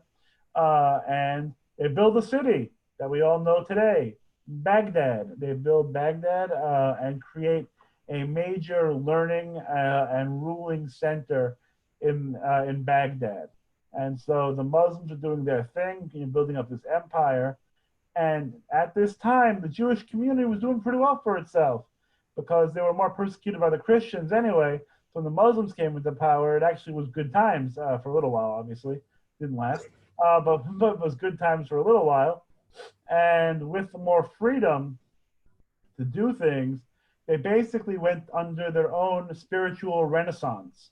And they rebuilt, these old academies that had sort of fallen into disrepair, these new teaching centers, and they basically named themselves. They gave themselves a different name. Instead of just rabbis, they were now Gaon, or Geonim is the plural. So, Geonim means excellency. So a Gaon is like your excellence, your exalted one. And so now you have these Jewish leaders calling themselves Gaon or Geonim, again being the plural, and wielding a lot more power and authority because they felt, hey, the Muslims are doing it, we can do it too. So almost like a caliph, a caliphate, they would be able to exert some authority and power. So along came a Gaon named Amram, who got a letter. Hey, Amram, how do you pray? And so Amram says, you know what? This is my opportunity. This is how you pray. And he writes a prayer book. He writes a complete list of prayers and how they're to be performed, and he sends it out into the world. And because at this time you had a greater sense of social structure and sort of a hierarchical class system, people followed. People wanted to listen, right? It wasn't, anarchy. It wasn't chaos. They wanted to know what was the right way. Amram is the leader. Amram says, this is how you pray. Perfect. And we also had people who knew how to write. It wasn't scrolls anymore. So the people are writing books. They copied down his words. It's sort of mass produced. So Amram is credited with creating the first prayer book. And so his way of praying becomes popularized. Unfortunately, for those who lived in Palestine, Amram couldn't care less. Amram was in, again, Babylonia. He was in that area. He didn't care about the Palestinian Jewish tradition that was happening. Didn't put anything in there from them. He was actually a little bit antagonistic towards them. And for their part, they didn't like him either because he didn't, speak to their needs. It was a different ruling, power. He was handling Babylonia. And the Israelites in Judah or in Palestine at this point were handling their prayer service. And so, it was sort of like they were developing their own thing while Amram is becoming more popularized and more standardized in Babylonia and Europe. Now, what happens is, as we know through history, eventually the Abbasid Empire, and through later Islamic, expansion, they take over that area too. So eventually Amram's words make it to the Palestinian community, and they accept it somewhat reluctantly. But that becomes the standardization of prayer. So the circle becomes complete in its way, where everyone sort of now has Amram's prayer book as their primary source of liturgy, of worship, whereas the Palestinians had some more of the poems as well. The Palestinian Jewish community had more of the poems as well, but they also had Amram's book. So they combined them, basically. Rabbi, excuse me, is there any chance you can send us this outline because I can't keep up? And I tried. I'm trying to too. I'm writing notes as we said, too. I'm missing half of all my notes. I'm sorry. Yeah, I could send that over. It's in Davka, but I'll send it over. Thanks. So that is, how we basically get to today's, prayer service. And obviously Amram's prayer book gets developed over time as well. So what we see in the very beginning, as I mentioned, is that we have in our prayer book, right, different rubrics, different sections that have their own separate interpretation and meaning. So if you were to take the prayer book out, Mishkan Tefillah, which we're actually going to do, we'll do this next week. But if you took the prayer book and you said, we're going to break the service down in different chunks, you would see right away three big components of the service. The Shema and its blessings. That we're going to call creed right now. It's statements of belief. Shema Yisrael Adonai Eloheinu Adonai Echad, right? It's statements of monotheism. Before that, you have two blessings. You have, in the morning, we have Yotzer. God, you are the creator. We thank you, God, for creating the earth and the day and night and all that other good stuff. So that's a statement of belief, right? God as creator. Revelation, Ahava Rabbah or Ahavat Olam, right? God as revealer of Torah. So we believe in God as the creator. We believe in God as the revealer of law. We state that God is one. We state in the V'ahavta, which again is just part of the Shema. It's an extension. That's why it's not its own separate unit. The V'ahavta says how we are to love God. God loves us by giving us Torah. V'ahavta, we love God by focusing on Torah, by learning Torah, by passing down Torah from generation to generation. And then after we have said our creed, and then we have the redemption, emet be'emunah, true and enduring is God's word, and that we are as a people redeemed by God, and we hope for a future redemption. Michamocha, as part of this rubric, right? After we say all the stuff that we believe, now we ask God for stuff. Okay, that's the Amidah. That's the petition part of this. That we ask God to look upon us with mercy and compassion because of our ancestors. Avraham, Abraham and Sarah, Isaac and Rebecca, Jacob, Leah, Rebecca. So we have Rachel, I should say, sorry. And so that's the Amidah, right? Avotenu v'imotenu. So that's the beginning, right, of asking God for stuff. Gevurot, right? God's power. God, heal those who are, lift up the fallen, bring healing to the sick. You have the power to do that.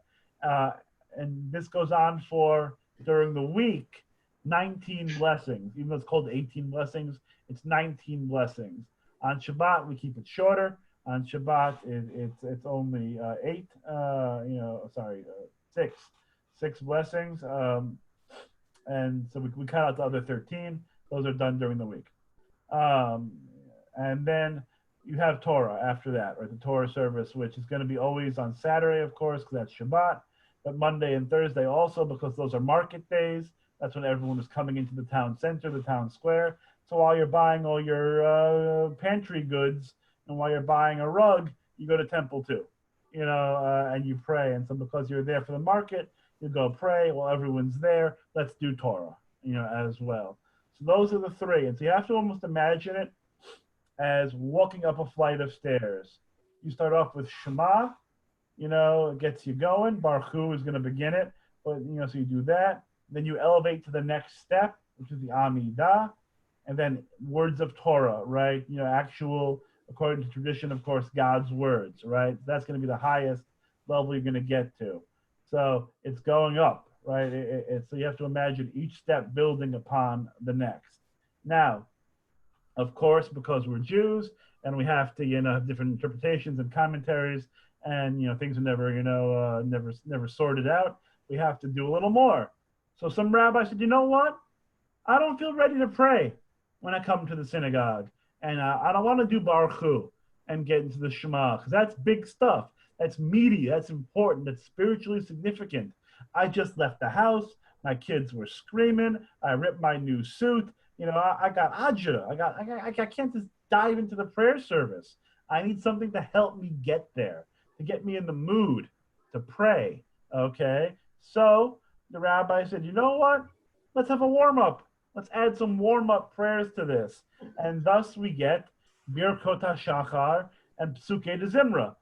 So the morning blessings, and we have psalms and songs of praise.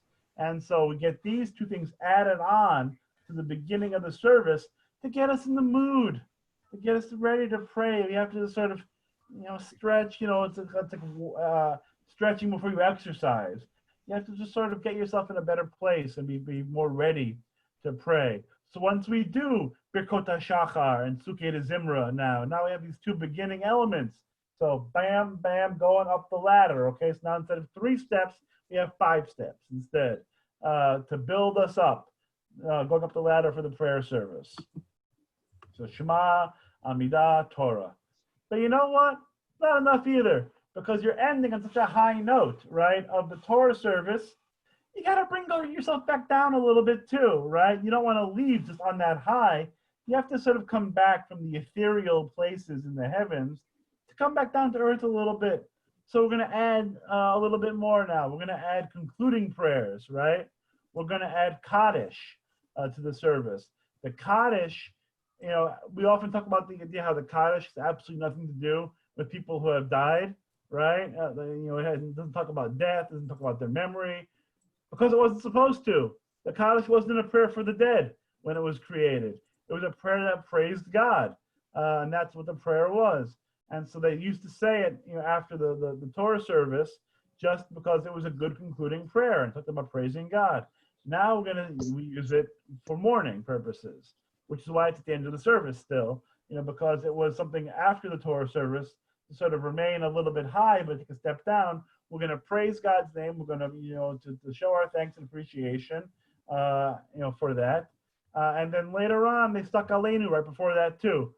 Aleinu was originally just Rosh Hashanah to introduce shofar blowing. That was the only time it was read. And then in the Middle Ages, they moved it to the prayer service weekly as a response to current events, which, i.e. the Crusades and other stuff that were going on. So they moved the Aleinu to the weekly prayer service. I'm sorry, the daily prayer service. And so all the stuff is great. Now we have 6, you know, steps. But they said, you know what? And this is what I love, because everything comes back. It's circular. The rabbis say to themselves, we've gotten too much keva. We've given you too much structure. It's too almost rigid in a way. It's too structured. So there's no room for your own words and your own thoughts. So we have to add something new called silent prayer, Tefilat Halev. You do the words yourself. You pray as your heart directs you. That has expanded, of course, through the generations. But the idea was, we're going to give you a moment of silence to just basically pray as you'd like to pray. So now that gets us to 7 steps. We started from 3, you know, so we start off with our introductory prayers, you know, our Birkot HaShachar and Sukkot Zimra, our morning blessings and our blessings of praise. Then you get to Shema, Amidah. Silent prayer breaks up, you know, after the Amidah, gets you a little breath until you get to the Torah service, and then you conclude. And the conclusion is a step down, you know, sort of a deep breath after you've done Torah and everything else that you're doing.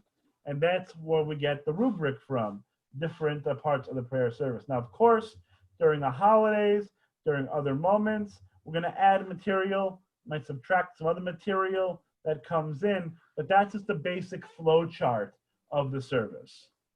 Any questions? It's a lot. It's a lot, and this is in brief. So, okay, so I grew up in the Reform movement, and was this all ritualized, like the service that we have, pretty close to the service, the structure that we have now with the Reform, or did they just take it and clean it up and make it easier when they started?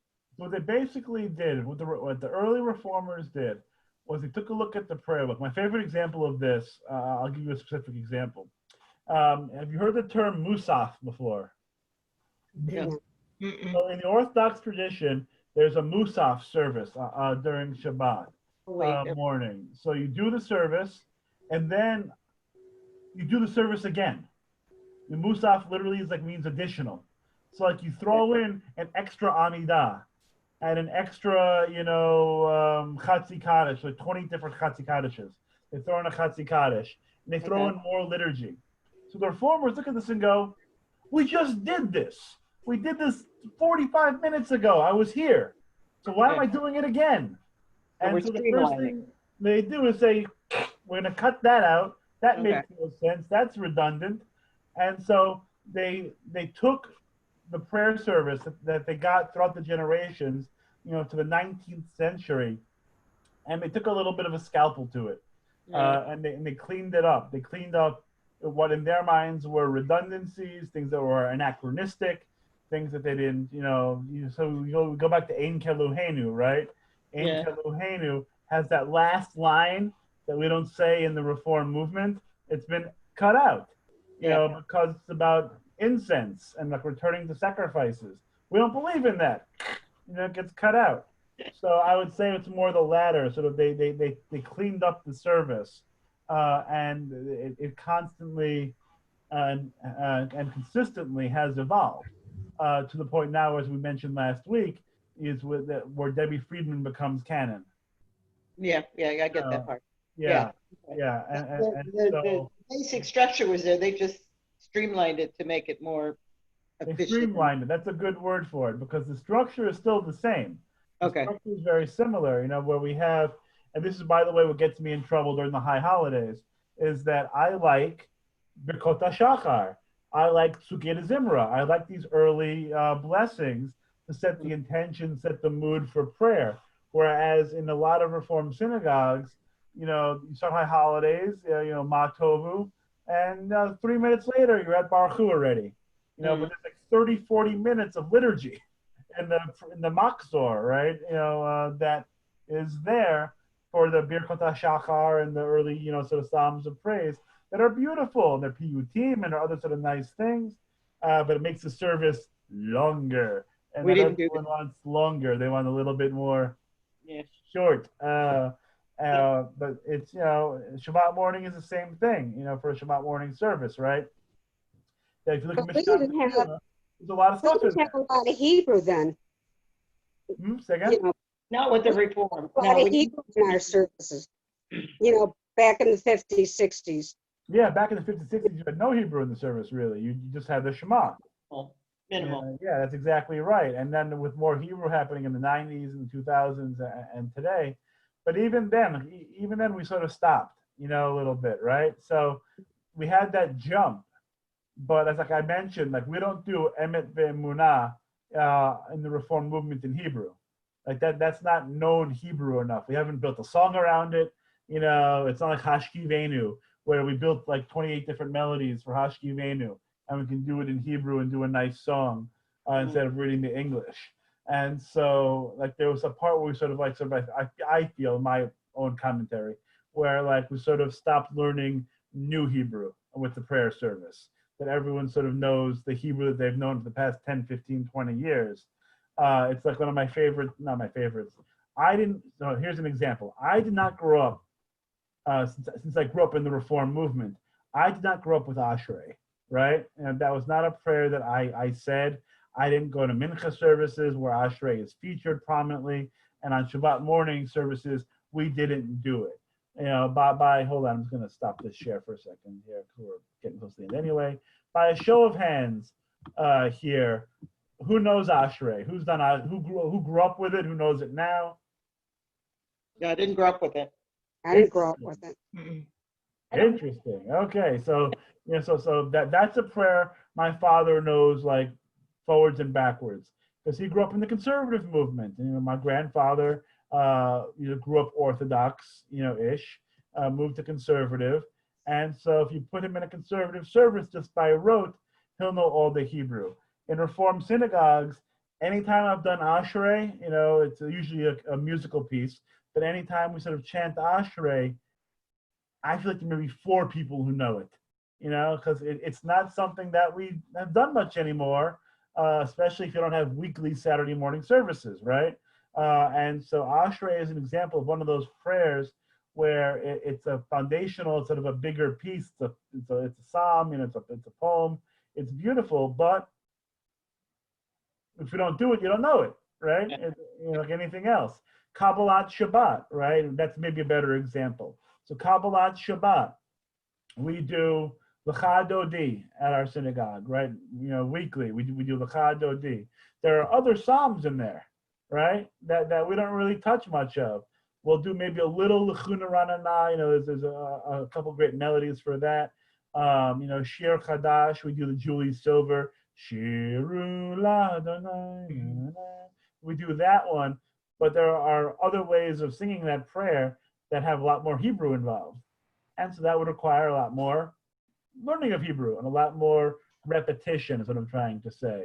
And so it's, I think, interesting to see what will happen with some of these prayers, whether or not they'll become more standardized with time, or whether it'll just become, as I hear sometimes, too much Hebrew. Oh. Too much Hebrew. Yeah. It's a pendulum, and I think it's swinging. I don't know. It must be swinging the other direction at this point. I feel like it's like, again, that's what I feel. I feel almost like it's actually static. I feel like we've sort of hit a point and it's no more.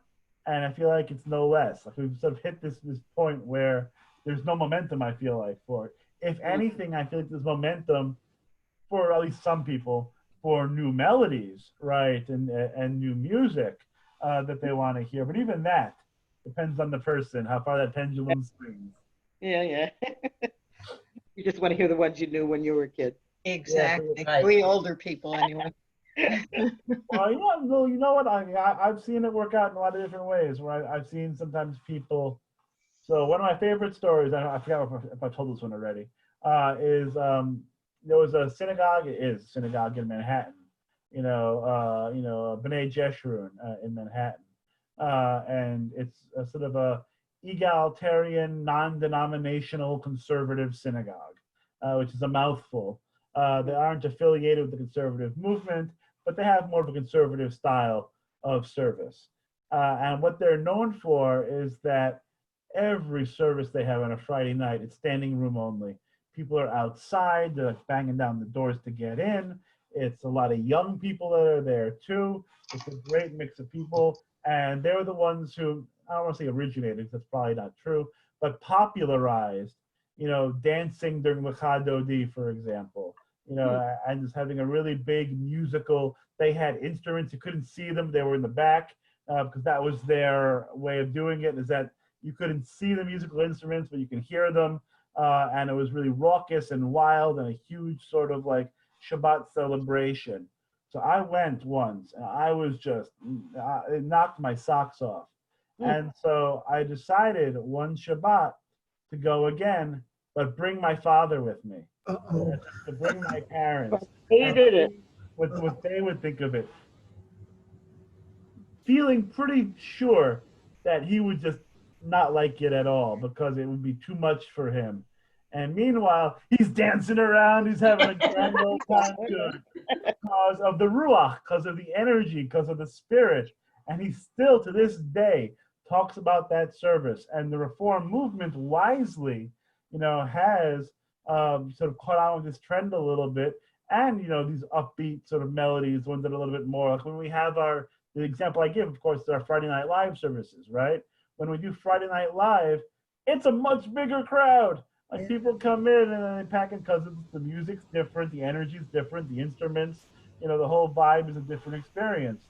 And so there is an idea here of, Ivdu et Hashem b'simcha, that we are to worship God with rejoicing, right? And to find the new melodies and the new instruments and whatever, I think elevates, can elevate the service. And other people want to hear the same Bishamru over and over again. Forever and ever and ever. You get stuck in our ruts, you know that. Yeah, which is fair, by the way, because there's comfort in that. That's why you get stuck. Hey. Because it's comfortable, and we like to be comfortable. I mean, we gravitate towards comfort as a species. Why we live inside. That's why we don't like change. We don't like change, but from change comes growth, as well. But that's sometimes a uphill battle. Yeah, sometimes. Sometimes, and again, for some people, it's not. No, you just gotta learn. You deal, right? Yeah, but I have siblings who won't go to synagogue because they only want what they learned way back. Yeah. But way back when. They don't like change. And I said, well, everything changes. Everything changes. And it's like, okay, so you're going to lose part of a generation because they're saying, not if I can't find what I had, I'm not going to go. I find you lose no matter what. You lose and you gain because no matter what you do, people are going to like it, not like it. You know, it just depends on the person. But I was thinking about Aleinu. You know, we had mentioned that prayer. And in my synagogue, we didn't have Aleinu. We didn't have the Hebrew, I think, until later. We had Let Us Adore the Ever Living. Oh, I like that one. It's one of the Lutheran hymns. Yeah. Praise unto him. Yeah. Yeah. Who established the earth. Yeah. One. Yeah, I remember that one. Establish it in order to have the beat. Establish it the earth. A very good And game. there you go. And on the high holidays, all the world will come to serve. Yeah, and His glorious name. Early will I seek thee. You remember that one? Yeah. Okay. Yeah. Oh God, our help in ages past. And that's what I grew up with. Some of that in the Reformed synagogue. Oh. And I hear them, and in a way, like my skin crawls a little bit because it's like it just doesn't feel as Jewish to me anymore. But on the other hand, I grew up with it. It has a little place in my heart, you know, as well. You know, because some of them I don't know. I remember from Temple. All the world shall come to serve thee. I don't remember where that came up in the service. You have to have the V. Yeah, that's right. You have to have the V. Those Lutheran hymns, they sound like old Lutheran hymns.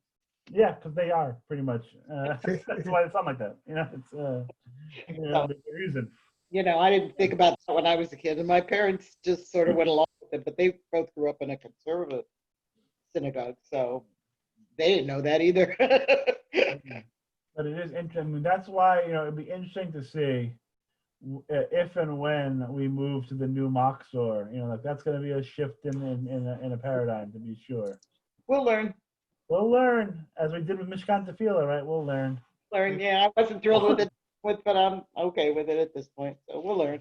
We'll learn. Next week, we'll start looking at some of the prayers more extensively. And so we're going to just sort of look at the history and meaning of specific prayers. So that's where we'll begin next week, okay? Next week, Rabbi, next week I will not be in class. I'll be on Route 95 or 81 headed towards New York. Debbie, have a safe trip back. No, I'll see you all for the Thursday and Friday services, but this will be the last, this class, the Tuesday night class until I get back. Well, you can do it from New York, you know. Yeah. Oh, I will, but I'm not going to do it while I'm driving on 90. Well, you could, I suppose, but I think that's a little overmuch. Okay, stay safe, okay? Okay, thanks. Carolyn, nice hair. Yeah, Marilyn, good hair. Yeah, I see your hair. Live long and prosper. Feel human now, right? Everybody. Good night, everybody. Good night. Bye. Thank you. Thank you, Rabbi. Thank you, Rabbi. Thanks, Rabbi. Thank you.